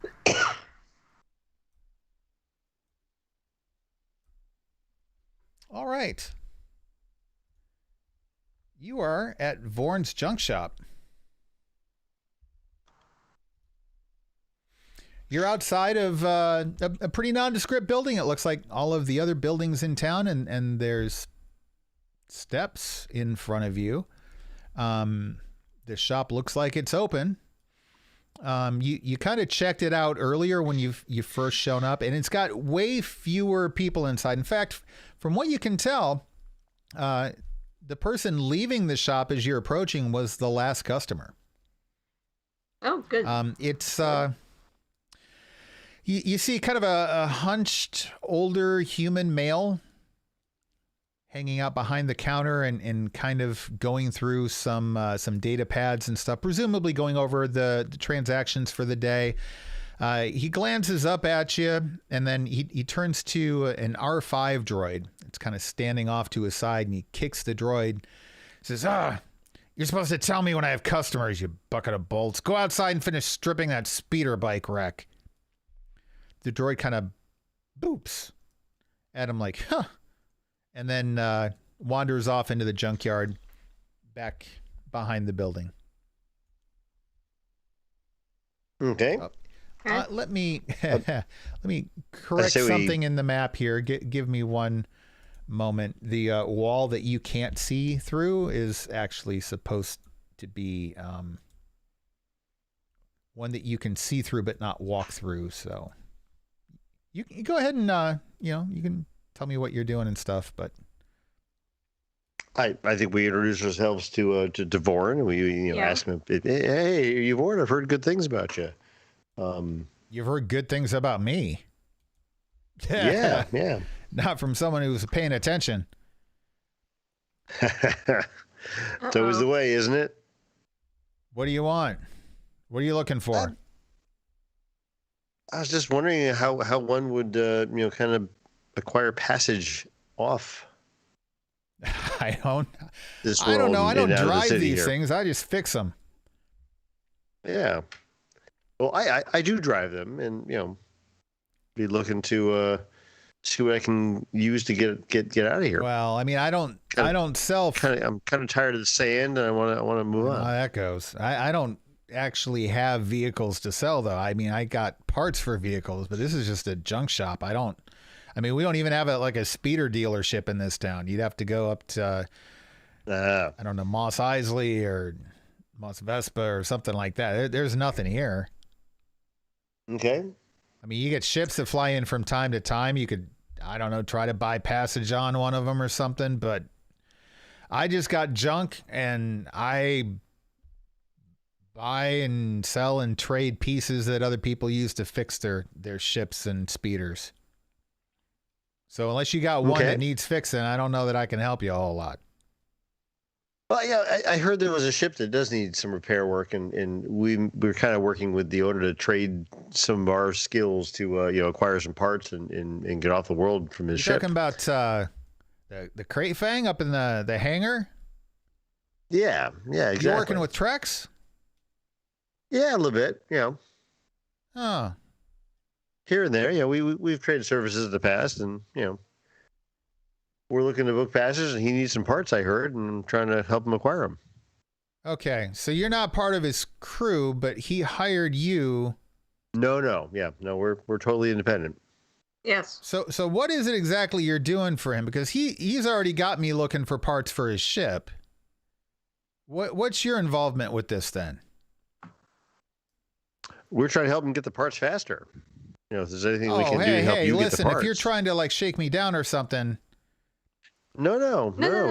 What can we do to help you get the parts? I got the part right here. I just perfect. He was supposed to send somebody over to purchase it, but I don't know. It sounds like maybe you guys aren't clear on what. No, he said it was on his account. We just had to come get the parts and kind of facilitate that transaction. Listen, Trex only comes through here about once a year, all right? He doesn't frequent this place enough to have some kind of tab with me or something. No, he's got to pay me. No, he's got to pay me for this part. We misunderstood, I guess. No, he owes me 500 credits for this thing. Wow, it's pretty steep. Very steep, yes. Oh, now he thinks he's going to negotiate price. I don't know. I mean, he's between you and Trex. Yeah, hey, we were just sent for the part. We don't know the details. Well, listen, what was between me and Trex is 500 credits.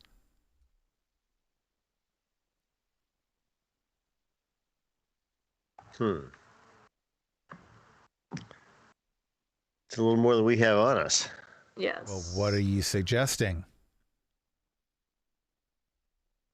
No, I mean, what else can? What else do you need? I mean, what other services can we maybe support you with? To just need the credits. I don't. I mean, I'm a junk dealer. If you got junk that I might want to buy, or I don't know, you got like a ship or so. Well, I guess if you had a ship, you wouldn't be trying to negotiate your way off planet with Trex. But I mean, this is what I do every day. I got stuff. Sure. People buy stuff. That's it. Listen, you tell him I got the part sitting right here, and he walks over behind the counter and he taps on it. It's nice. Yeah, well, and it's going to sit here looking nice until he gets me 500 credits. Okay, so we'll go back and tell Trex. I've always been curious about the whole junk business. Would you be able to show me, the back around what's going on? Kind of how you do things. You're looking for? Pretty cool. No, I'm just interested in the business itself. How you guys, do this stuff. I mean, it's kind of cool keeping track of all the stuff you guys have here. Yeah, I mean, I can give you a quick tour. Hey, droid. You hear the R5 beeping and blooping. Get in here. What are you doing out there? So the R5 comes up to the counter. Says, you stay here and watch the place. I'm going to give him a tour of the back. So he walks around to, let me select his token here. Get on the right screen. He walks around to the back. He says, all right, you coming? Yeah. Mila, why don't you wait here? I'll be right back. I just want to check out the back real quick. Okay. All right. So he takes you out into the back and he's telling you about all of this stuff. And actually this other little ghost token over here, we're going to call this the droid. As Vorn walks out the door, the droid starts sounding really bitter and kind of beeping and chirping this just tirade of whatever it is. I mean, you don't speak droid, but it's clearly directed at Vorn, and he just follows him with his little beady glass eye as he turns his head as Vorn's walking out. And he turns back at you and he kind of he shouldn't be treating you like Bantha Poodoo like that. That's just wrong. He kind of gives a bright chirp in response. Hey, would you be interested in coming with us? He turns his head a little bit and he gives a bright little chirp that's really short, and then he looks over toward where Vorn is, and then he looks back at you, and then he looks around the shop, and he looks back at you. Eric, how big is this part that we're trying I'm going to say it's about as big as a bread box. I don't know. It's 2021. Nobody uses bread boxes anymore. It's about the size of a 4-bay hard drive network access storage box. So it's something a chatter fan could carry. Yeah, you're gonna be using two hands. Think of it as kind of like it's a computerized spark plug type of device for a hyperdrive. Okay. Here, listen. If you could help us out and grab that part, you can come with us. He looks over at the part and he looks back at you. Now, he doesn't really have arms that are capable of grabbing that part, nor does he probably have the internal storage for it. But he backs up clearly out of the way of the counter as if to give you space, and then looks at you. I go and take the part. All right. While you do that, he comes over here to this part of the room, and Mm-hmm. pops open a little compartment. A little arm comes out, and he starts grabbing a couple of little small pieces of something. You're not even sure what it is. It just looks like little pieces of miscellaneous junk and scrap and stuff, and loads it up into his compartments, and then turns and wanders back over to you and just kind of chirps expectantly and waits for you. Do you have like a thing we could carry this on, or is it out in the yard where he would find it? He would see us. As far as like a cart or something? Like a cart? It's big enough that you can carry it with both hands. It would be very difficult for a Chadra fan to conceal. Okay.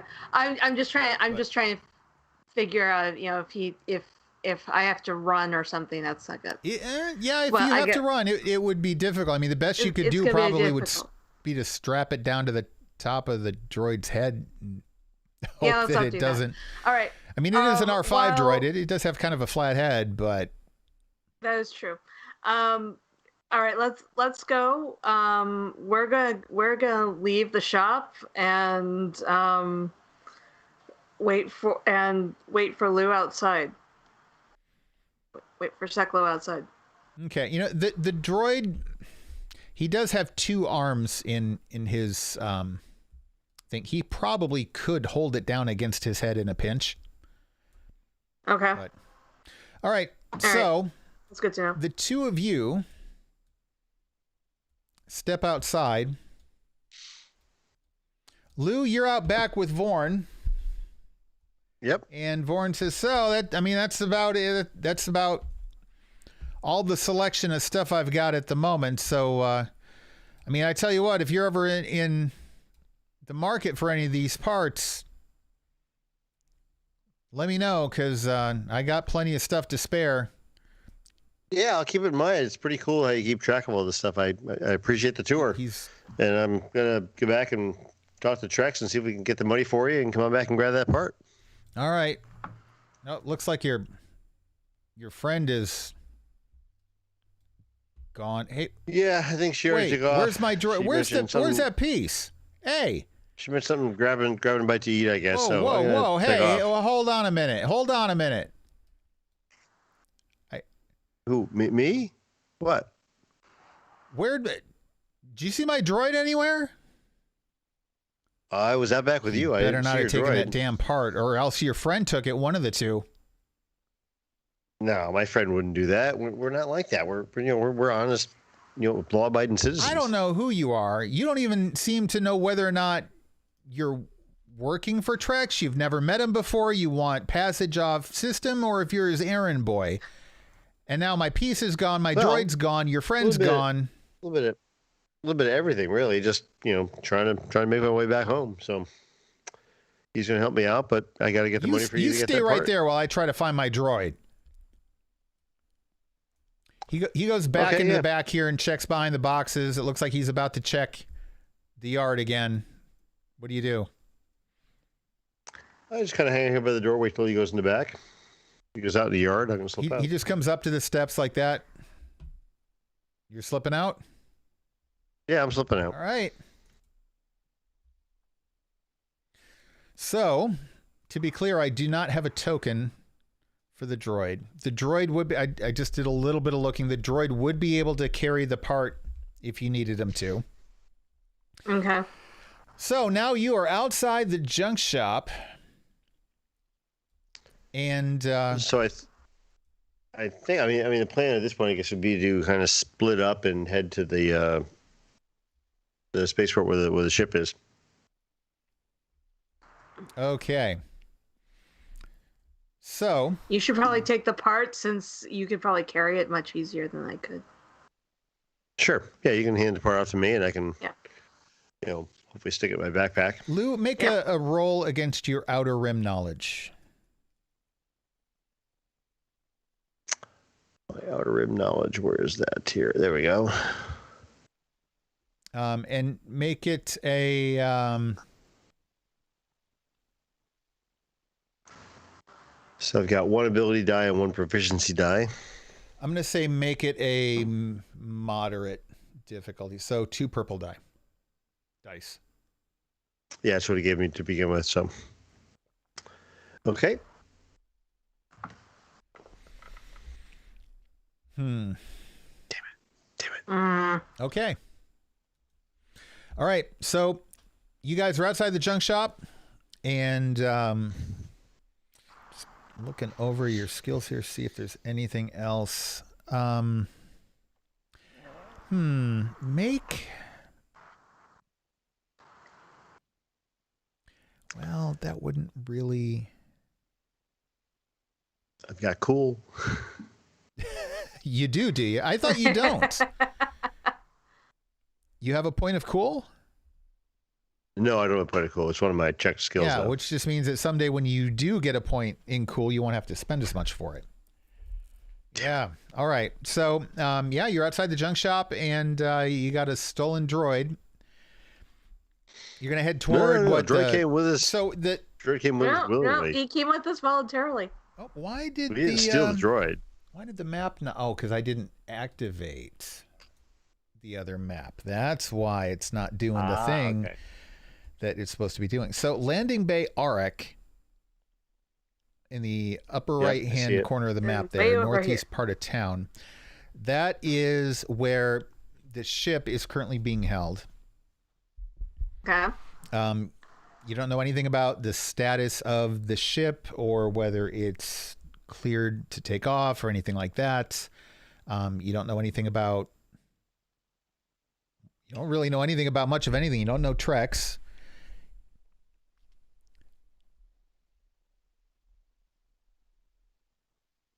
What are you going to do?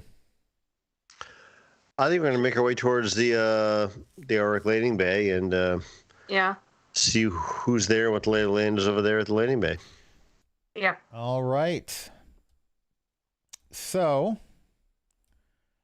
I'm going to move you guys up here. Let me check one thing real quick here. Let's see.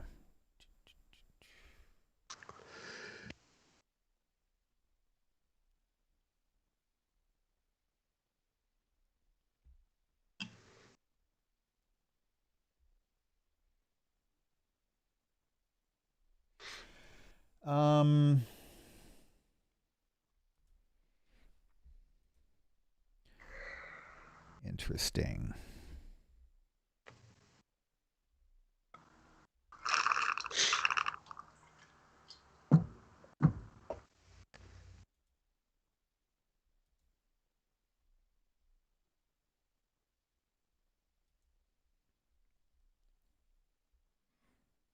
Okay.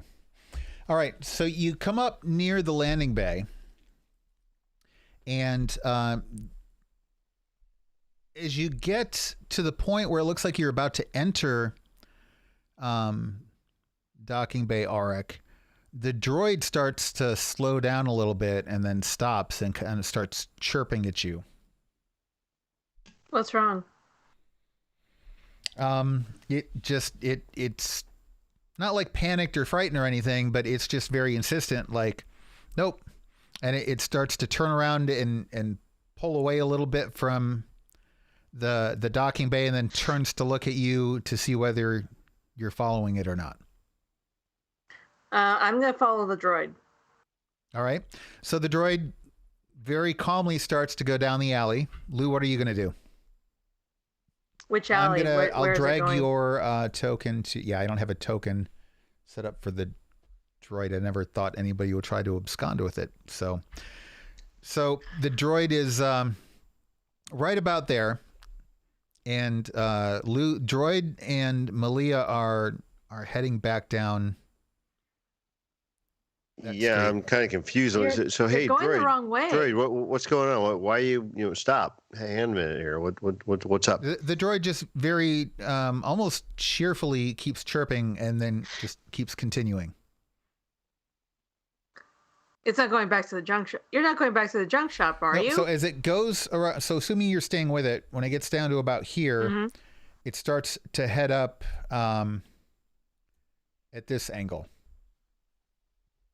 And off in the distance, you can kind of see the side of the spaceport control building. Okay. So I'm going to ask the droid if the droid knows we're trying to get off world. Okay. The droid chirps something that seems affirmative. Okay. Okay. And so we need follow to the droid. do something at the spaceport in order to get the ship. The droid very emphatically chirps repeatedly. Okay. Something that seems affirmative. Okay. Okay, we'll go with the droid. Lead the way, McDuff. All right. So the droid is going to lead you up around the water tower, past the medical center, and up to the entrance of the spaceport control.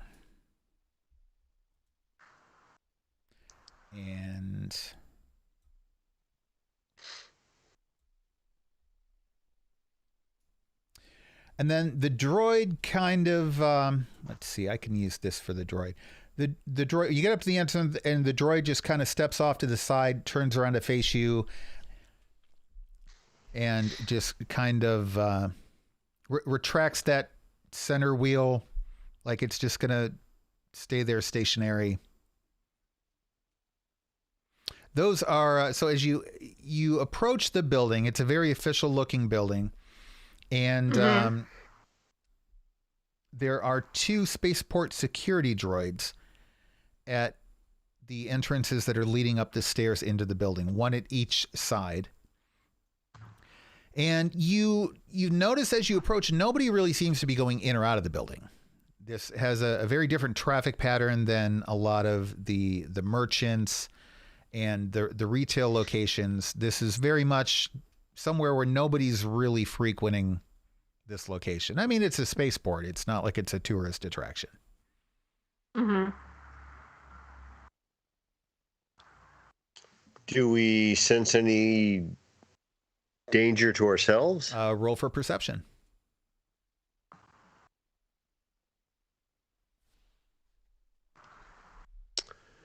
Okay. 1 proficiency, 1 ability, and 2 difficulty. I'm going to say I'm going to say 1 difficulty.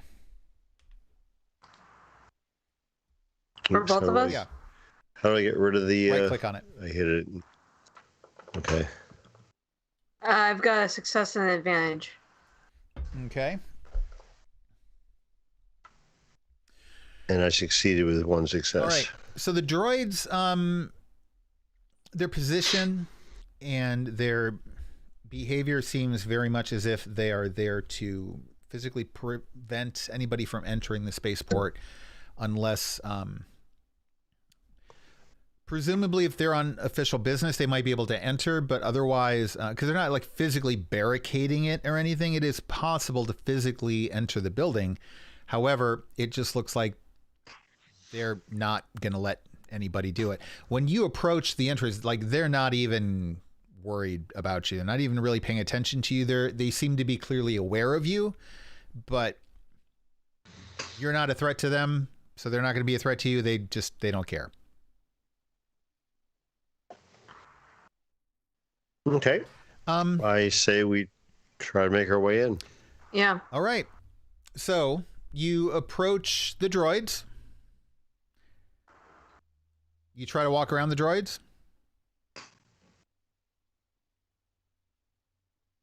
All right. As you get up near the droids, don't go in yet. You're not actually physically getting past them. They pop their arms up, prevent you from entering and saying, "What's your business in the spaceport today?" We're trying to get off world. Did you radio over from your ship? This is not an area that's open to civilians. We're actually looking for a ship. So that we can get off world. This is the spaceport. This is not a docking bay. This is not where people book passage. Public transports are typically out of one of the other docking bays, the one in the northwest corner of town. You do not have any official business in this facility, and therefore you will not be granted access to this particular facility.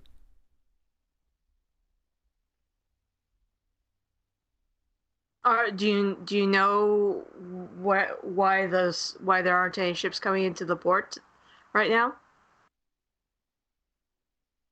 There have been ships coming and going throughout the day, and I am not privy to the individual traffic control activities of Mos Shuuta. Therefore, I have no information I can provide to you on the comings and goings of any particular spacecraft entering this town.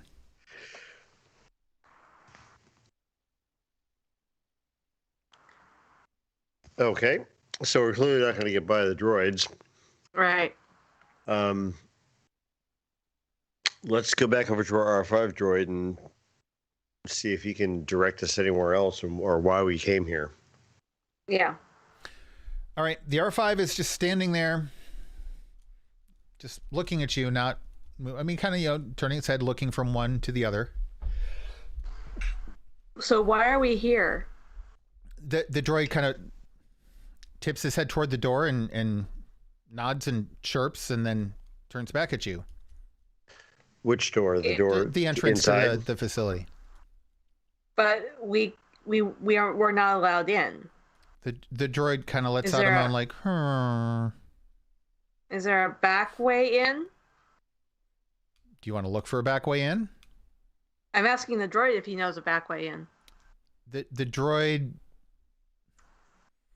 turns his head as if he's pondering a little bit and is giving it some thought and consideration, and he has kind of a musical chirp that makes you think that maybe he's not entirely certain, but that he's curious about it.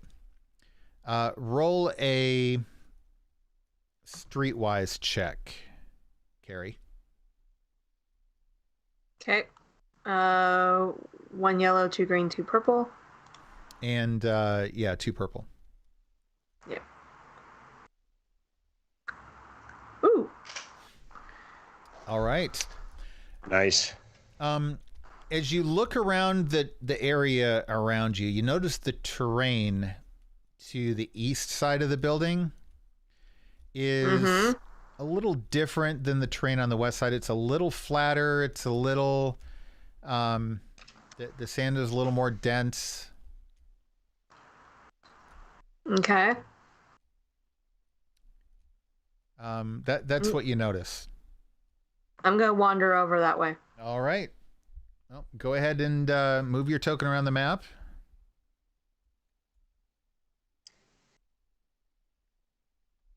Is Seklo following her? Yeah, I'll stick with her. All right. The droid's staying put.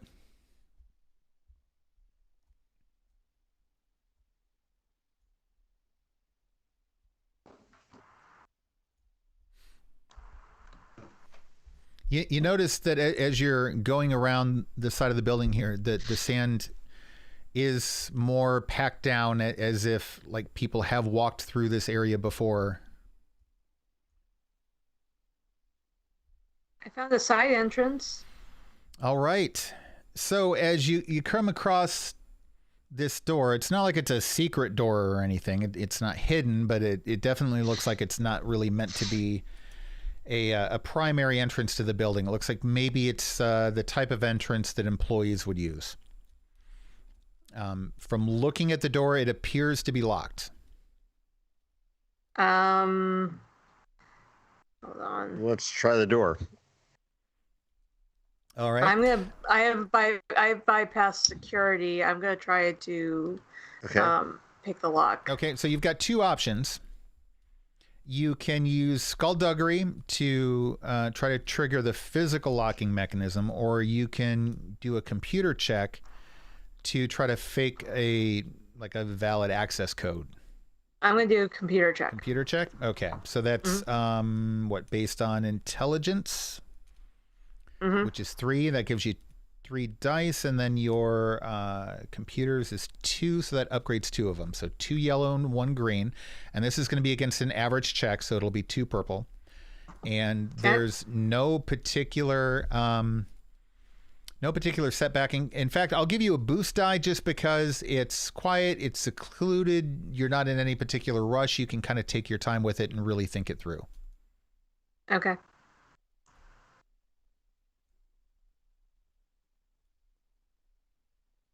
Nice. All right. Wow. So you, let me scroll the map up here to unlock the door for you. Nope, that's the wrong door. Come on, map.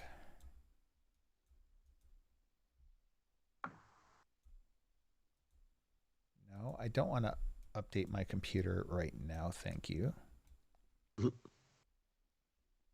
did it open the door? Oh, you opened the door. Okay. All right. So as you look in the door, you see what appears to be some sort of like a break room sort of thing. There's some lockers. There's a table there that people sit at. You can hear some conversations coming out the open doorway into the main spaceport area.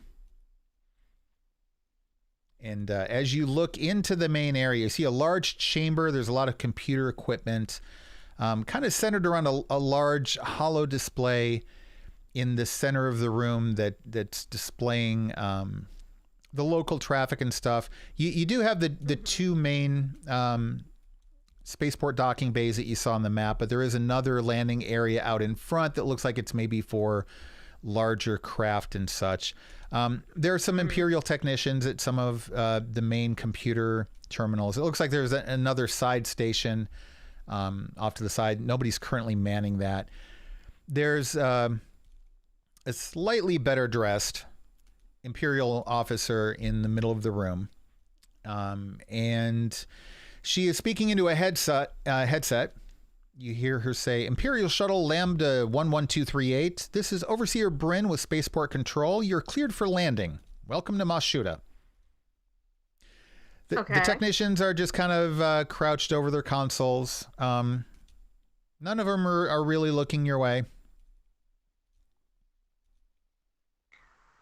The north side of the building is made up of transparent steel walls.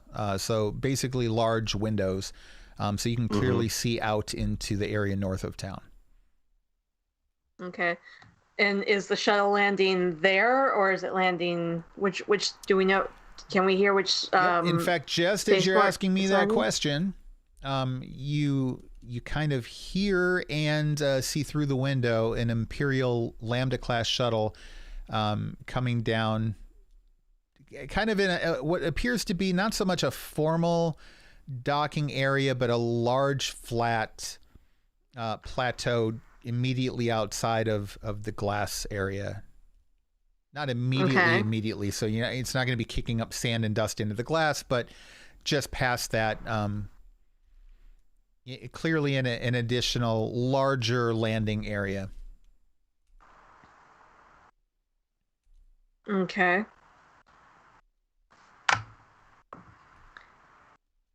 These barriers here outside, are they as an actual wall, or is it just like pylons strategically spaced? You're not really sure whether there was any sort of an energy barrier there because you didn't really look. It's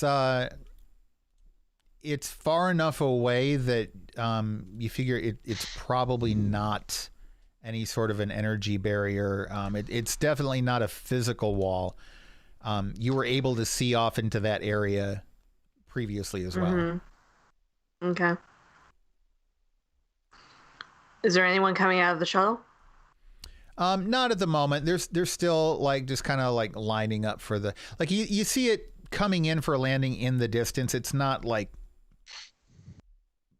kicking up dust at the moment. It's probably got another, I don't know, minute or two to fully swing around and make approach and line up on the pad, and then drop the landing gear and land, and then lock the the docking clamps, and then lower the ramp and blah blah blah. There's a whole process. Can we see if the shuttle has distracted any of the people inside? No, not really. They seem kind of apathetic. They're all just kind of doing their work.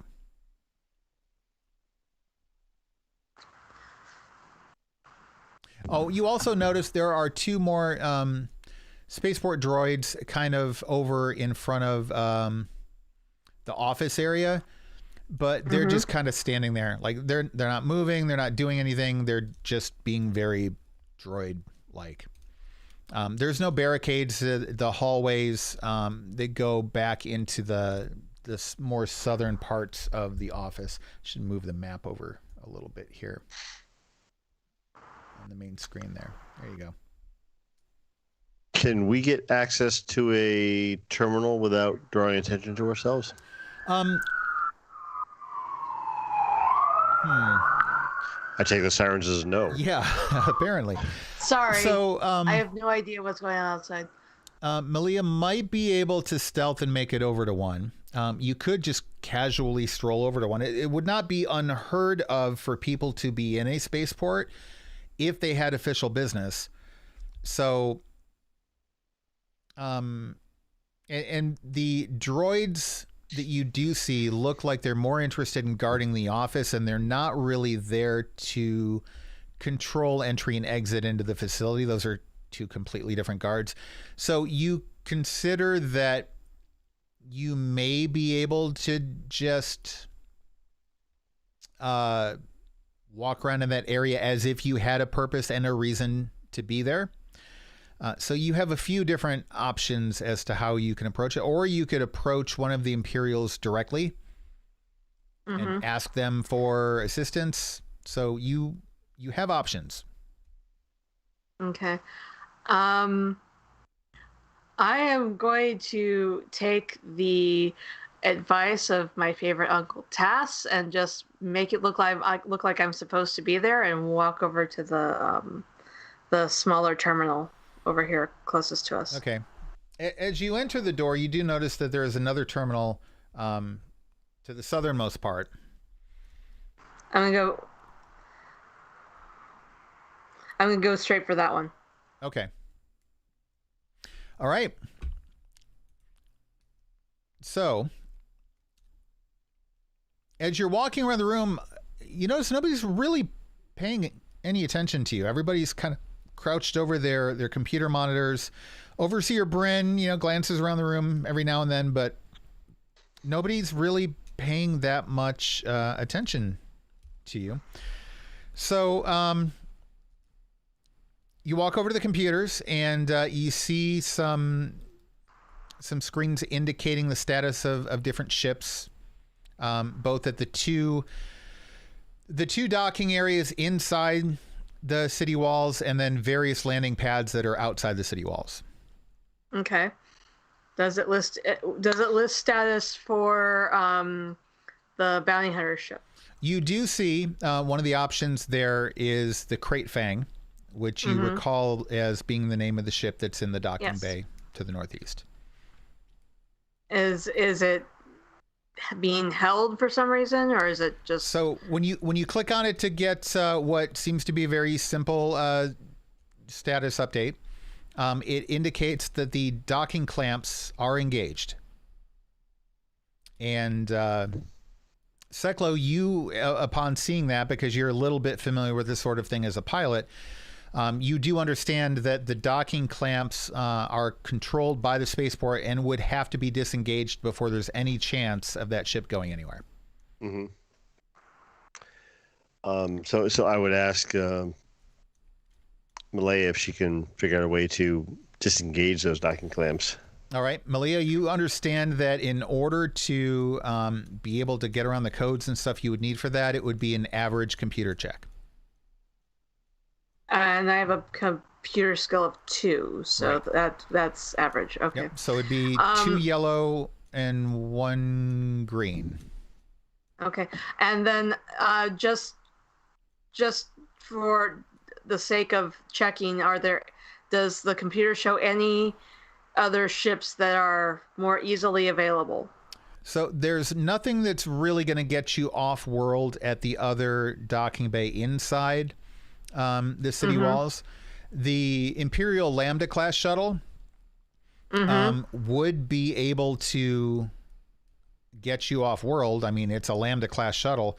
The catch is that it does indicate that there were multiple personnel on the shuttle, and given that it's Imperial, might be a little bit more difficult to hack into the computers to access whether or not the docking clamps for that become disengaged.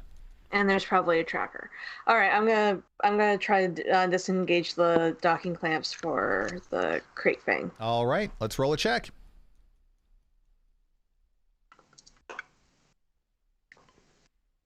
Ah! Failed, but I have 2 advantages. All right, so it did not seem to release the clamps, but you also didn't draw any attention to yourself, and you hear your comlink kind of buzzing at you a little bit from your pocket. I check the comlink. Okay. I pull out my comlink. Okay. You have some sort of a message coming in, and there's an audible version of the message, or you can hit the button to just get it in textual format. I'm gonna look text format. I don't want it playing in front of all the Imperials. All right. So it says there's a message there. It says, "It's me, the droid. Are you done yet?" No, the docking clamps won't release. Show me the... Malia, why don't you ask the droid done with what? Done with what? Done with what? Releasing the docking clamps. We can't take off with the docking clamps engaged. They're not releasing. Do you want to come in here and try?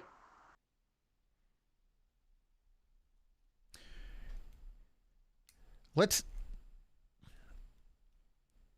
displayed on the screen when you attempt to release them? I look at the screen. What does it say? Whatever it says, you relay to the droid. Okay. The droid says, "Okay, try it again, but include this at the end of your command." So he wants you to attempt it again. You're going to get, well, shoot. And I don't have stats for him. We're going to say 3 computer skill, and you're 2 computer skill. Okay, so him assisting you, given that his computer skill would be higher, but your intelligence would be higher, you're going to use the larger characteristic roll of the 2 of you, which would be your 3, and the larger skill roll of the 2, which would be his 3. So you're going to roll 3 yellow dice this time. And no green? And correct, and no green. So you're upgrading one of your green to a yellow, basically.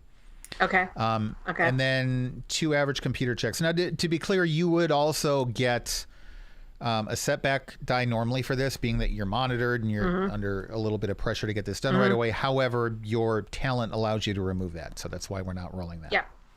All right. So 3 yellow against 2 purple. Woohoo! Nice. Wow. All right. So,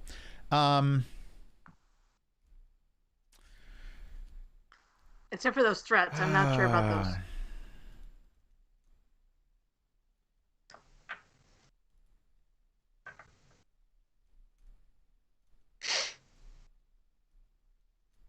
Let's see. This is going to be interesting. How do I want to play this? Boy.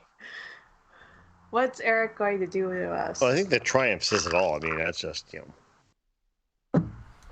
So you notice that there's a link there to pull up security cameras for the hangar. Okay.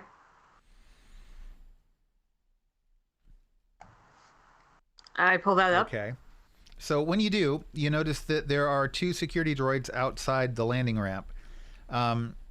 And as the docking clamps disengage, some sort of humanoid figure who's you can't quite make out too much details about it, looks possibly like either a Trandoshan or a Barabel, was moving some crates around and stuff and just kind of stopped and looked at it. And the droids kind of looked around a little bit. And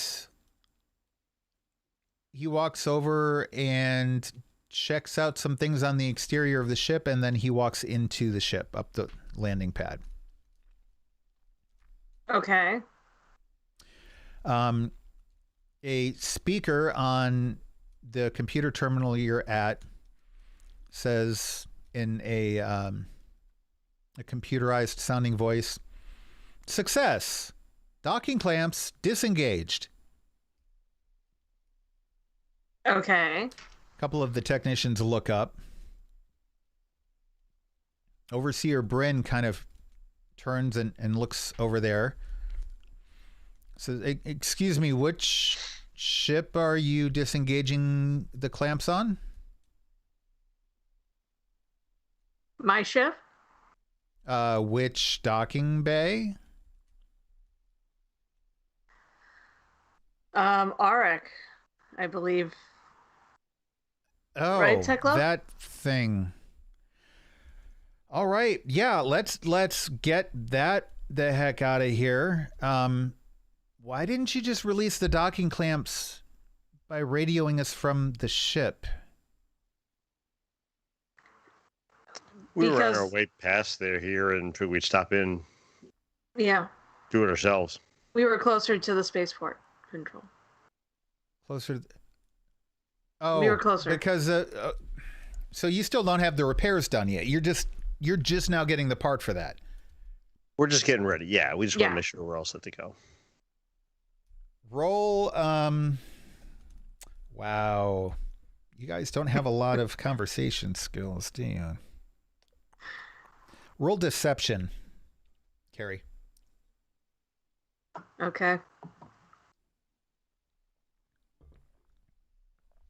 Hold On a second. average check. Okay. Give yourself a boost too, because you've got a decent version of the story going here. Okay.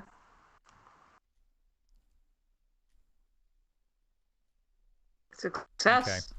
She says, "All right, you guys And need to advantage. hurry up and get that dang ship fixed, like I've been telling you for the last 2 days now, so that we can start getting traffic back into that port again."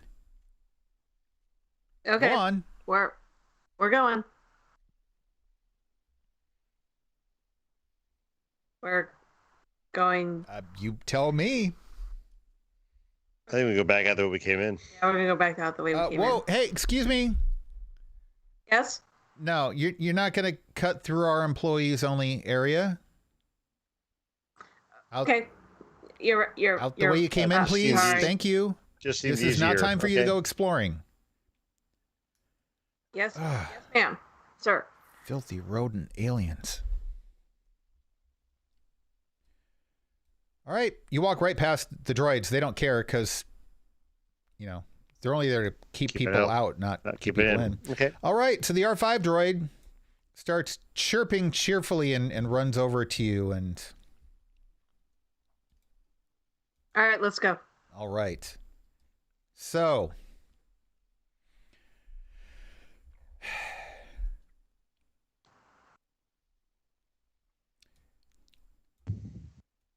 I assume you head back over toward Landing Bay, Erik.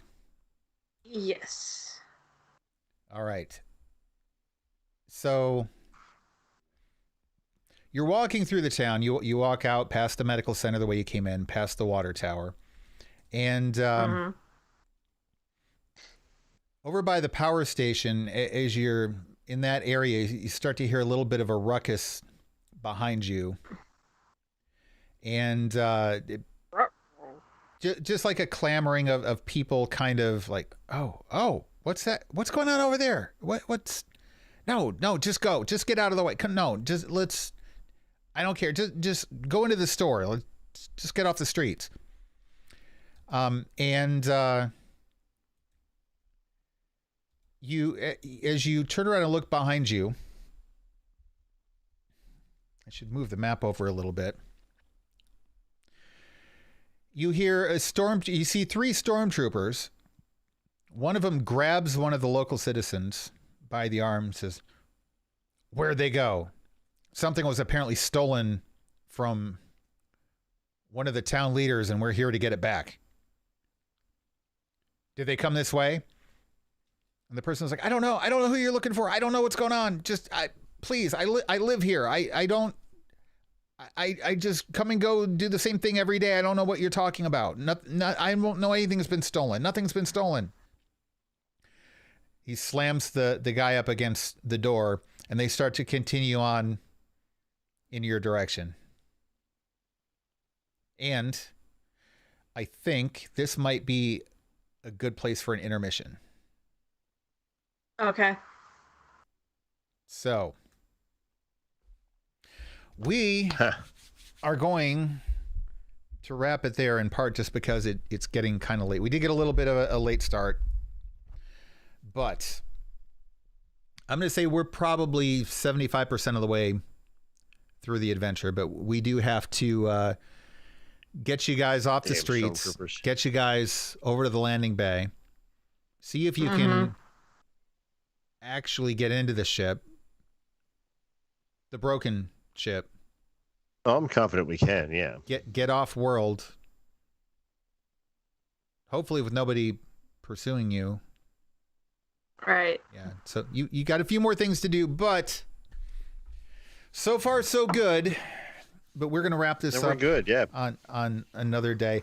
And we actually, before we wrap up this adventure, I'm going to award you part of the experience points that you'll get to allocate before we finish up this adventure. So the next session, based on what we have left here, wouldn't be a full session, but I'm going to wrap this one up and then start to tie into the next one a little bit and set the stage for that one. So it'll feel like a full session by the time we get to that one. So for right now, you guys are going to get, let's see here. Before I actually give you the number, let me just double check one thing here real quick. Cause, now can I roll negotiation to negotiate XP too? Or? Sure, Lou, go ahead. No. I think that's a brilliant question, Lou. Go ahead and roll negotiation, and let's see. We'll give you we'll do 3 purple dice. That's not that bad. Lou, never negotiate with the DM. Sorry, can't even find my mouse. There we go. Negotiation. Let's see.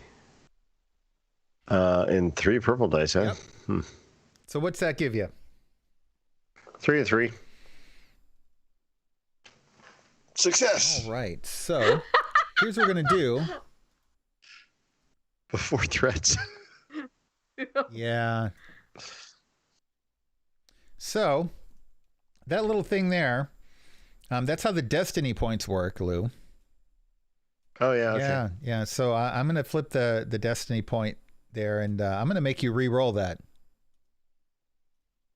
Oh wait, you had how many threats? Isn't 4 threats. Yeah, throw in 2 setback dice too.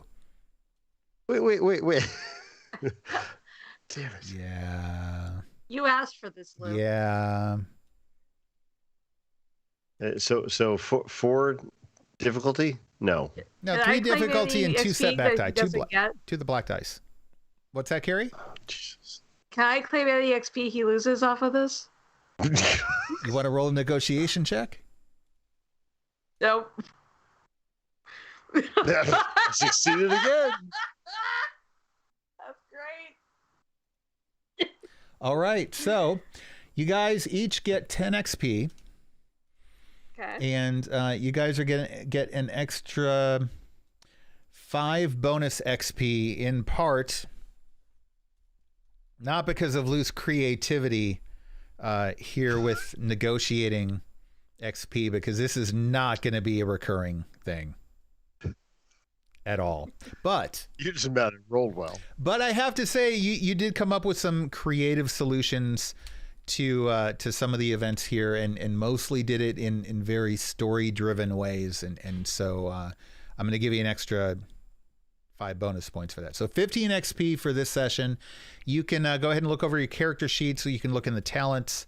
Lou, let me know if you need more information on your talents and stuff. You've got the Edge of the Empire core source book. Keri, yours for smugglers is called, let me look up the name of the source book here. Stay on Edge of the no, Empire, right? What's that? Should still be Edge of the Empire, right? Well, Edge of the Or Empire is is it a the different core one? book, but then they came out with source books specifically for like one for explorers and one for bounty hunters and one for. Okay. So the one for smugglers is Fly Casual. I'm sorry, what's one for explorers again? Explorers is Enter the Unknown. Okay. And that is the one that has the driver skill tree, I believe. Driver's also in, I think it's the Ace source book for Age of Rebellion, because there's a specialization for, I think, is it the Ace career field? There's a military specialization that's driver that has exactly the same talent points. So whichever source book you find it in, you have that. But Okay. so that's going to do it for this adventure. And as of right now, I guess I don't see any reason why I can't let you keep the R5 droid. Nice. I mean, it's not like the greatest droid in the world. It was, maintained by a guy who runs a junk shop and doesn't care about the droid. So It's okay. He'll work harder for us because we're going to care about it. yeah. Well, because we're going to treat him better. just keep in mind that might mean making some repairs and modifications, or working hard for you might not be working very long for you before he crumbles into a pile of parts on the floor. So That's something to keep in mind. Why I mean, you have mechanic skills, so I do have mechanic skills. All right, so 15 points of XP. Go ahead and look over the stuff and just make note of it and let me know how you want to spend it, and then we will finish up this adventure session and start on the follow-up to it next week. All right. For everybody who's been watching either live or watching this on YouTube later, let us know what you thought of the adventure so far. Again, this was very rough. This is our first time using Foundry, our first time using this gaming system at all, or at least for me GMing it, and the two players first time playing it. So shoot us some comments or hit us up in our Discord server, and catch all of our podcasts over at randomchatter.com too. So that's it. We will see you again next Thursday, and we will finish up this story. And then let us know if you want us to keep doing this. We're kind of just doing this as an example to let you guys know a little bit about the game and what it's like. But if this is something where you want to see like an ongoing campaign or something, then let us know. Okay? All right, that's going to do it. Sounds good. Take care, everybody.